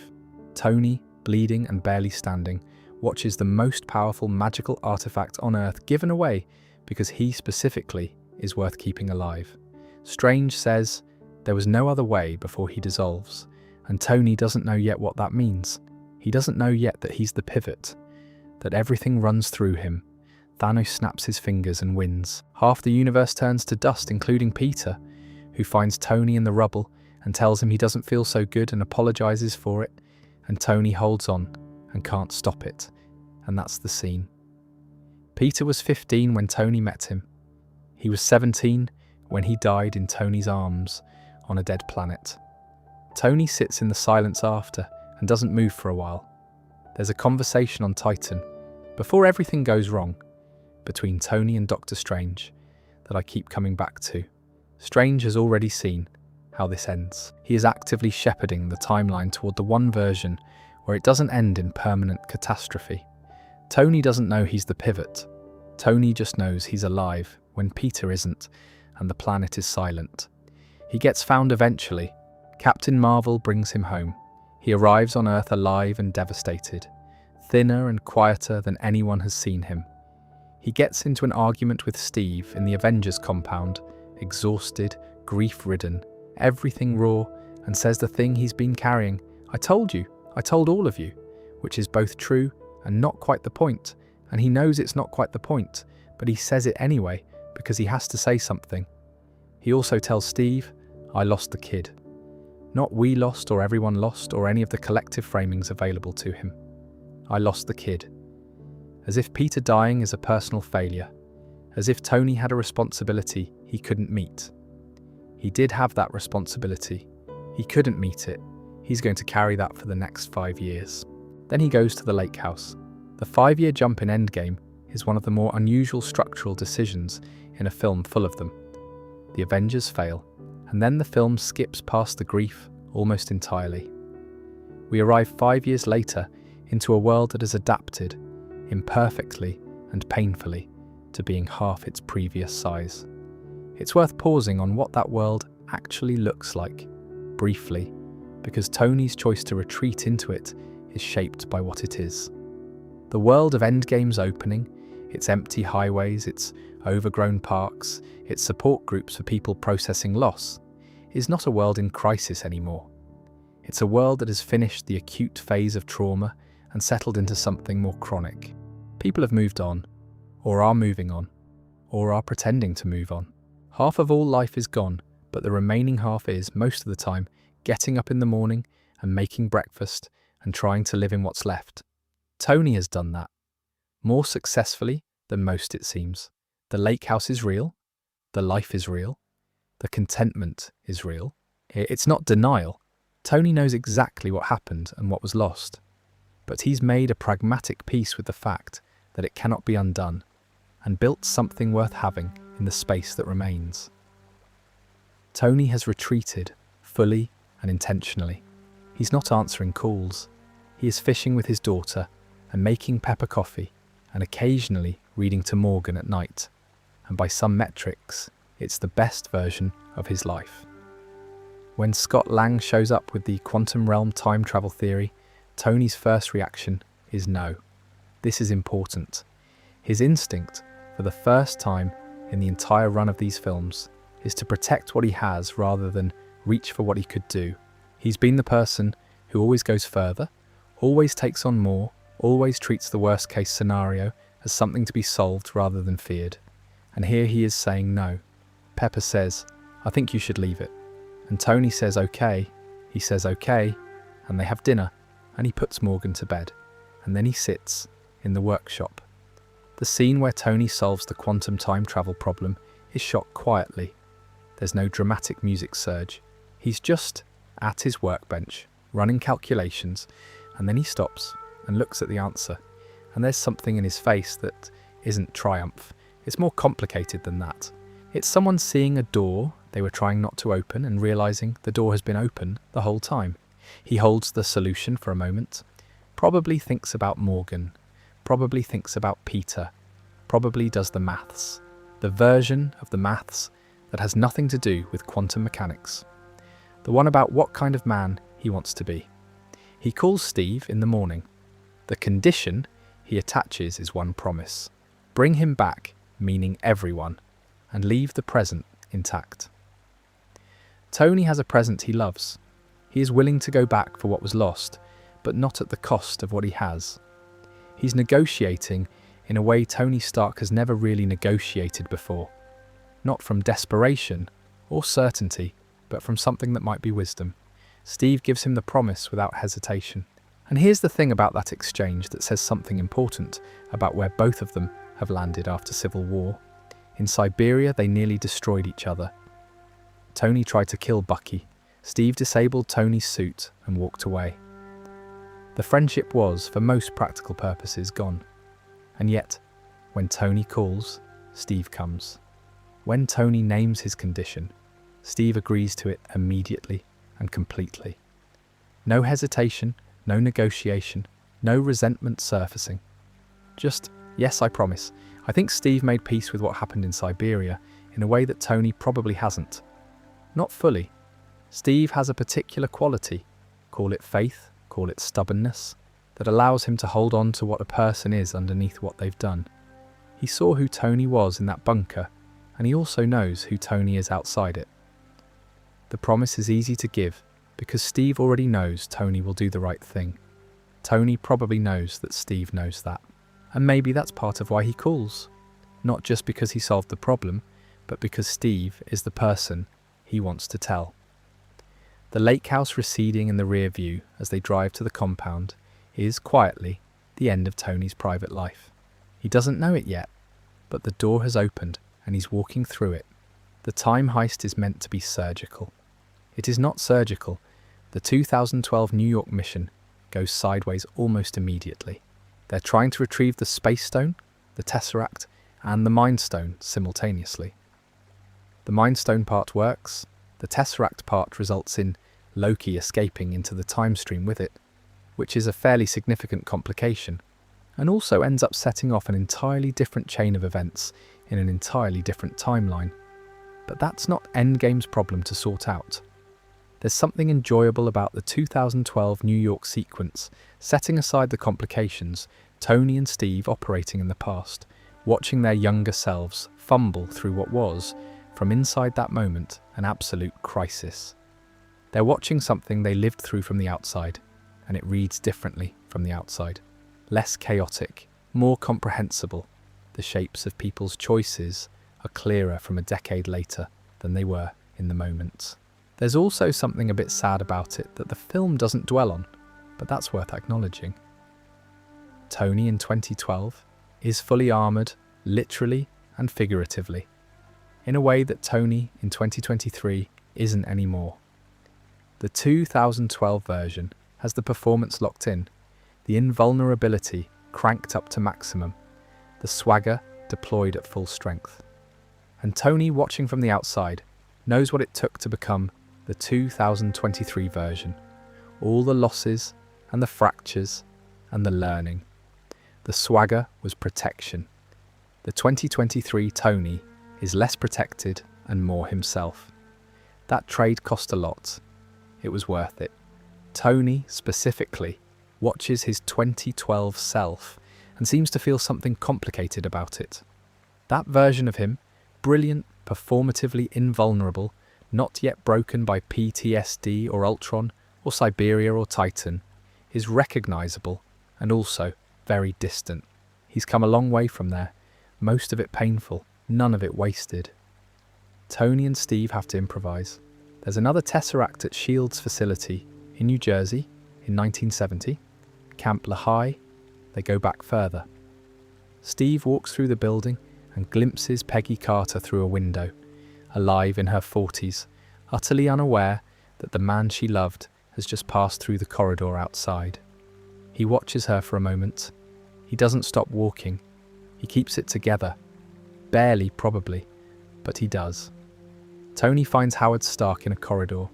Howard is in his 40s, visibly nervous, carrying boxes, talking about how he's going to be a father, and he has no idea what he's doing. His wife is expecting. He's afraid. There's a scene here that I've watched several times and it still does something to me every time. Tony Stark talking to his father under a fake name, having a completely ordinary conversation, and getting to hear Howard Stark talk about what kind of father he wants to be, how afraid he is of getting it wrong, how much he loves his wife, how he hopes his kid, when the kid arrives, will know that the work was never more important than the kid. Tony can't tell him that it sometimes didn't feel that way, that the message didn't always get through, that growing up in Howard's shadow was beautiful and lonely in roughly equal measure. He can't say any of that. He just shakes Howard's hand and says it was nice to meet him, and he looks at his father's face one last time. "Howard, I love you. I'll see you around." Howard laughs, a bit confused, maybe touched, and walks away. There's something I find almost unbearably poignant about what Tony does with that exchange afterwards, which is nothing. He doesn't break down. He doesn't have a moment of extended mourning.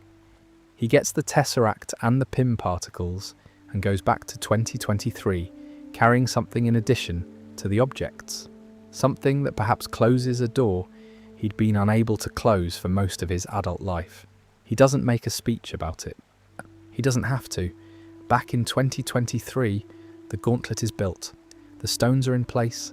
The plan is ready.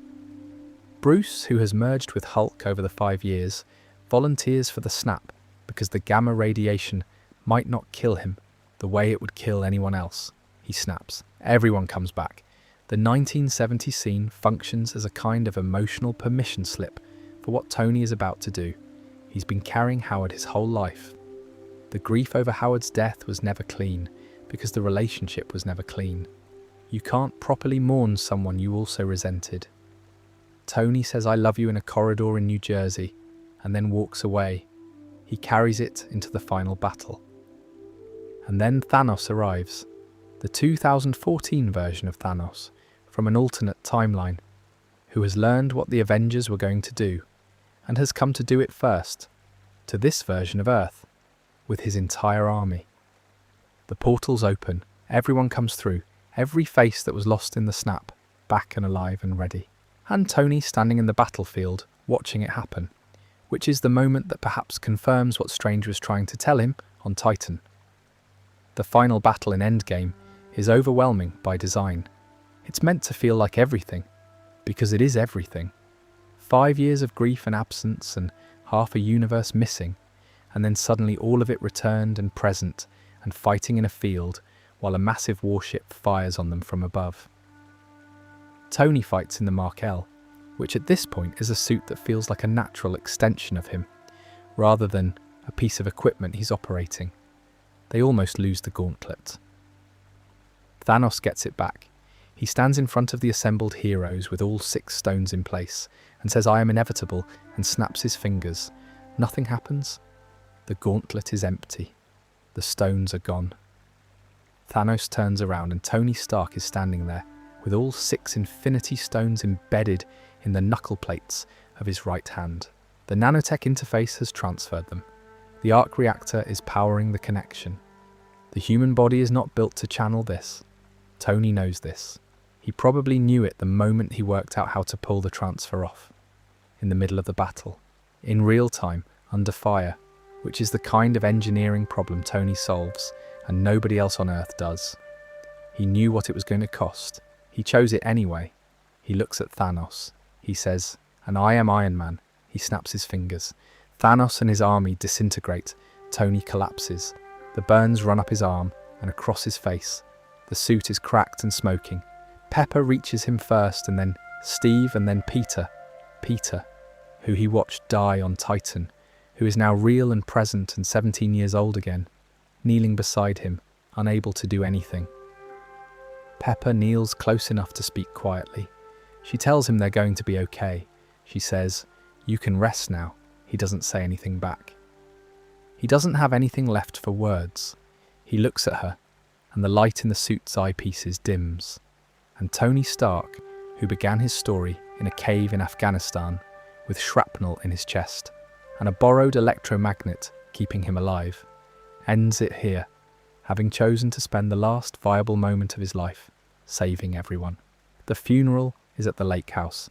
Every character who ever mattered in the MCU comes. Steve and Natasha, no, Natasha's gone by now, from Vormir, which is its own grief the film doesn't have time to properly hold. Steve and Thor and Brucey, the Guardians. T'Challa, alive again from the snap. Strange. Peter. Happy, who holds Morgan's hand. Harley Keener from Tennessee. Now older, not introduced by name, just present. Morgan is too young to understand and old enough to feel it. She holds Happy's hand the way children hold adult hands when they're trying to be brave. The original arc reactor, the first one Pepper had framed for Tony years ago, the small plaque reading proof that Tony Stark has a heart, floats on the lake, surrounded by flowers. There is nothing to add to this scene. It earned every second. One thing I find worth thinking about in the aftermath of Tony's death, though, how deliberate the whole sequence is. Tony doesn't accidentally save the day. He doesn't stumble into heroism. He plans it, executes it, and knows exactly what it's going to cost. In the few seconds between recognizing that Thanos has the stones and choosing to pull the transfer, Tony Stark makes the most consequential decision in the history of the MCU. Alone, in the middle of a battle, without telling anyone or asking for input. That's the God complex, fully redeemed. The same quality that made him build Ultron without consulting his team. The certainty, the willingness to act unilaterally on what he believes is right.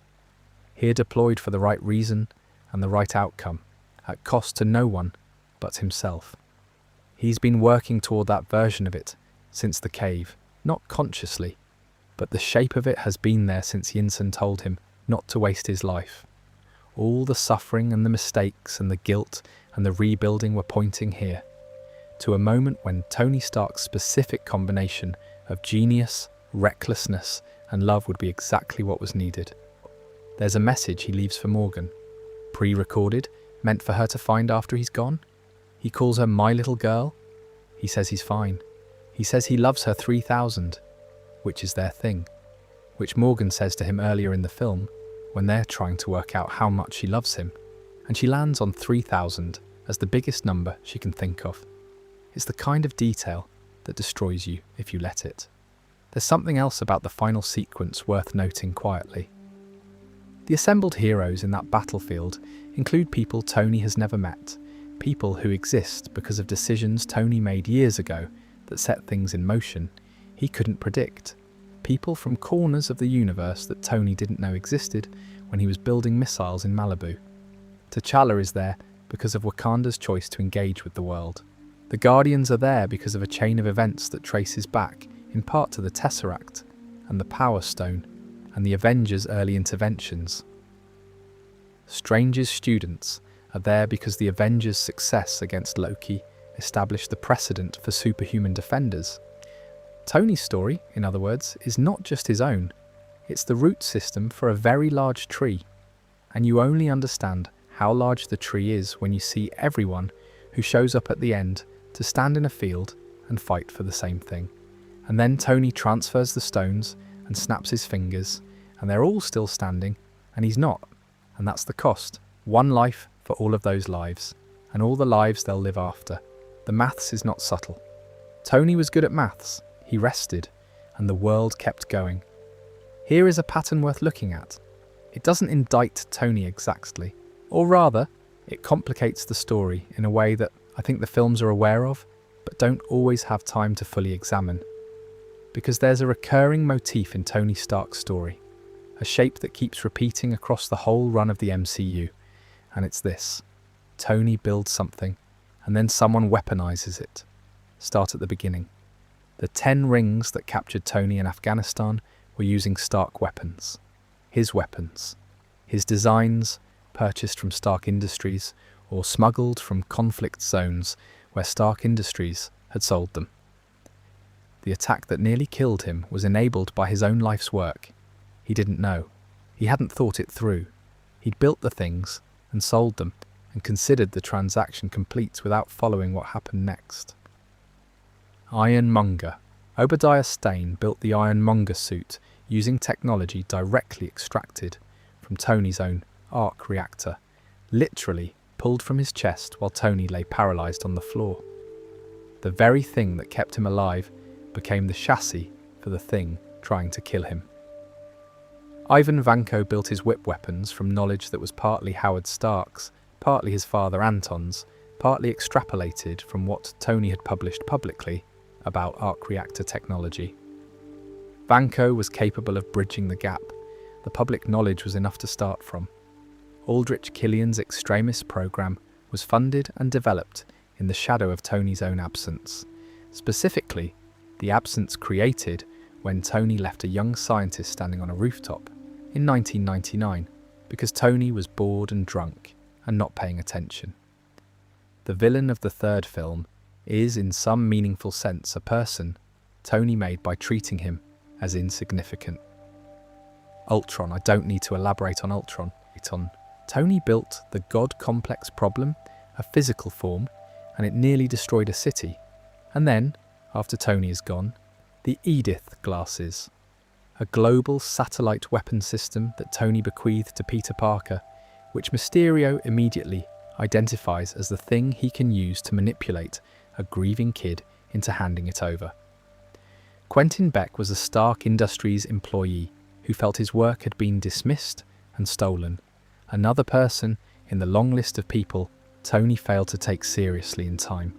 The pattern is worth sitting with, not because it defines Tony, it doesn't, it's one thread in a much more complicated tapestry, but because it rhymes with something true about how capability and consequence work in the real world.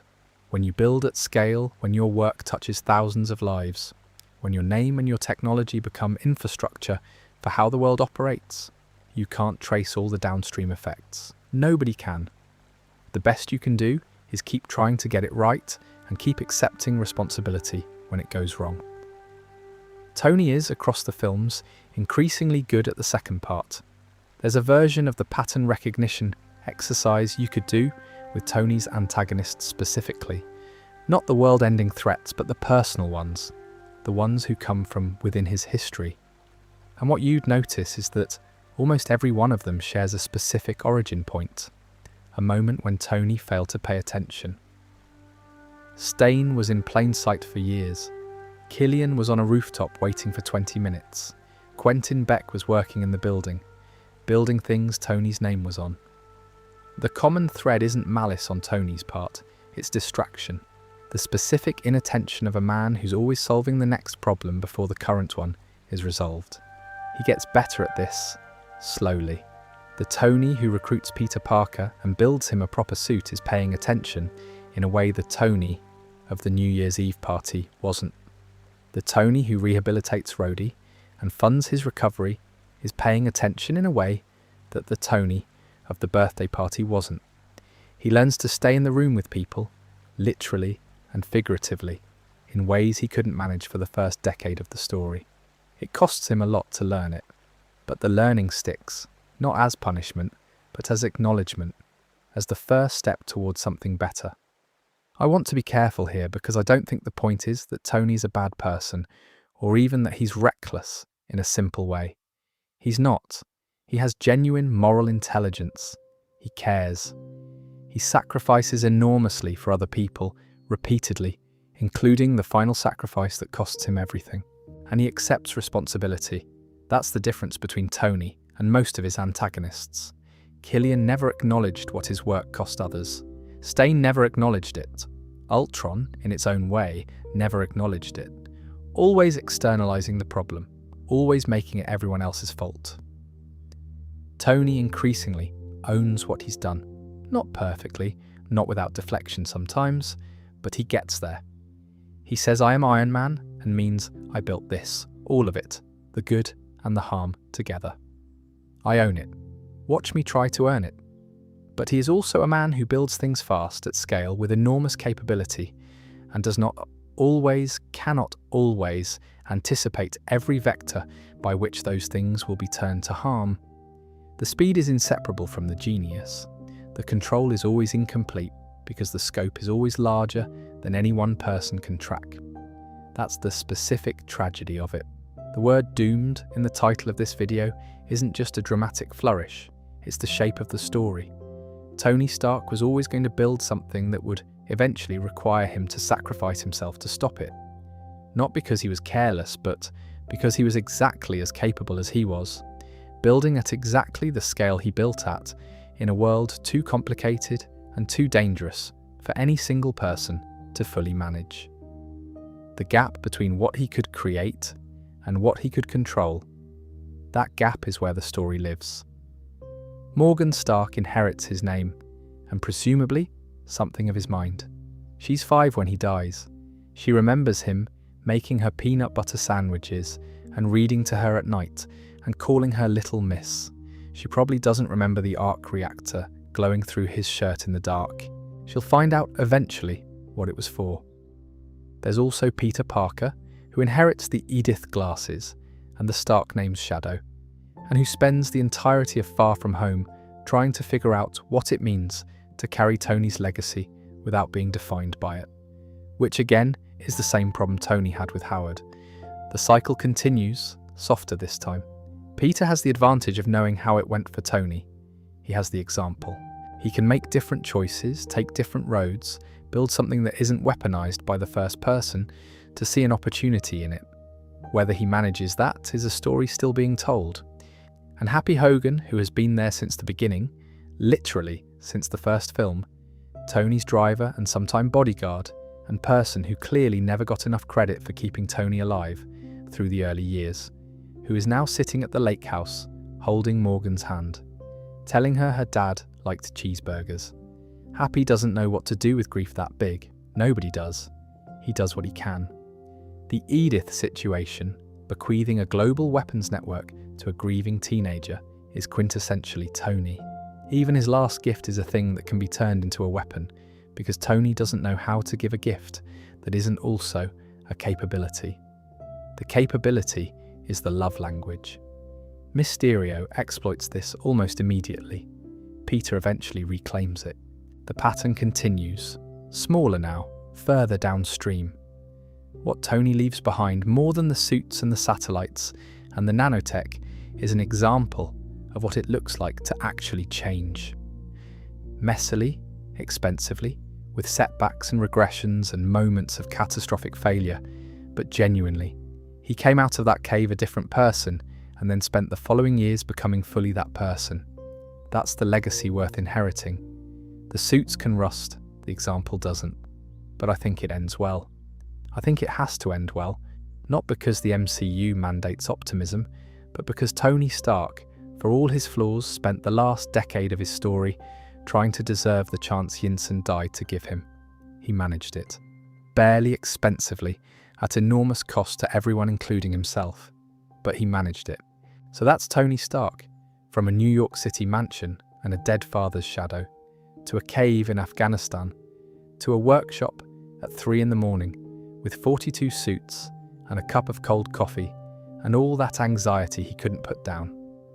Through the team and the fractures and the quiet years at the lake, to a field in New Jersey in borrowed armour with all 6 stones in his right hand and no good options and the same choice he'd been working toward since Yinsen told him not to waste his life.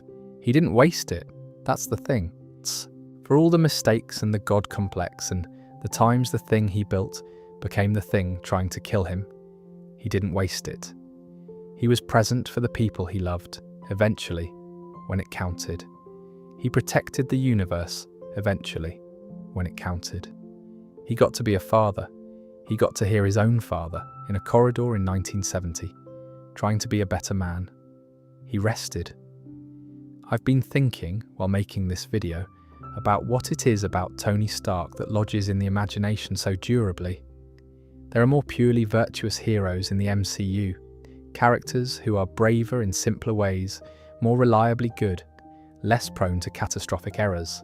Steve Rogers is more straightforwardly admirable by almost any moral measure. Thor has a more compelling visual mythology.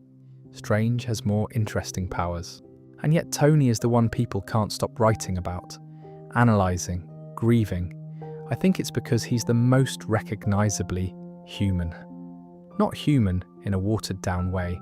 Tony Stark is not a subtle or ordinary person, but the specific shape of his flaws and his growth and his struggle is very legible.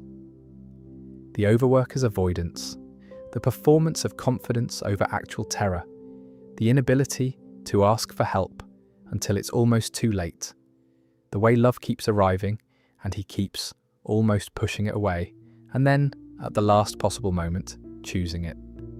Those are very ordinary human things, just scaled up enormously and played out against alien invasions and wormholes. There's also something in the format of spending a long, slow night with a single story, sitting with it unhurried, letting the connections surface rather than chasing them, that makes a character like Tony land differently than he does in a 2-hour film. The cave and the snap are the same story. The electromagnet keeping the shrapnel from his heart and the nanotech absorbing the energy of 6 Infinity Stones are the same invention, about 40 suit generations apart, doing the same thing, keeping Tony Stark alive long enough to do what needs doing. You only really feel that when you've spent time with the whole arc.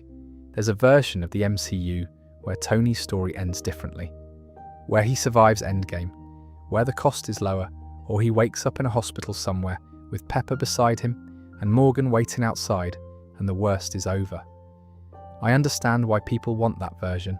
I'd be lying if I said there wasn't a part of me that wanted it too, but the story that was actually told is better. Not because suffering is more meaningful than survival. It isn't, in some cosmic sense, but because Tony Stark's story needed to complete the circle. The man who started it all had to be the one to end it.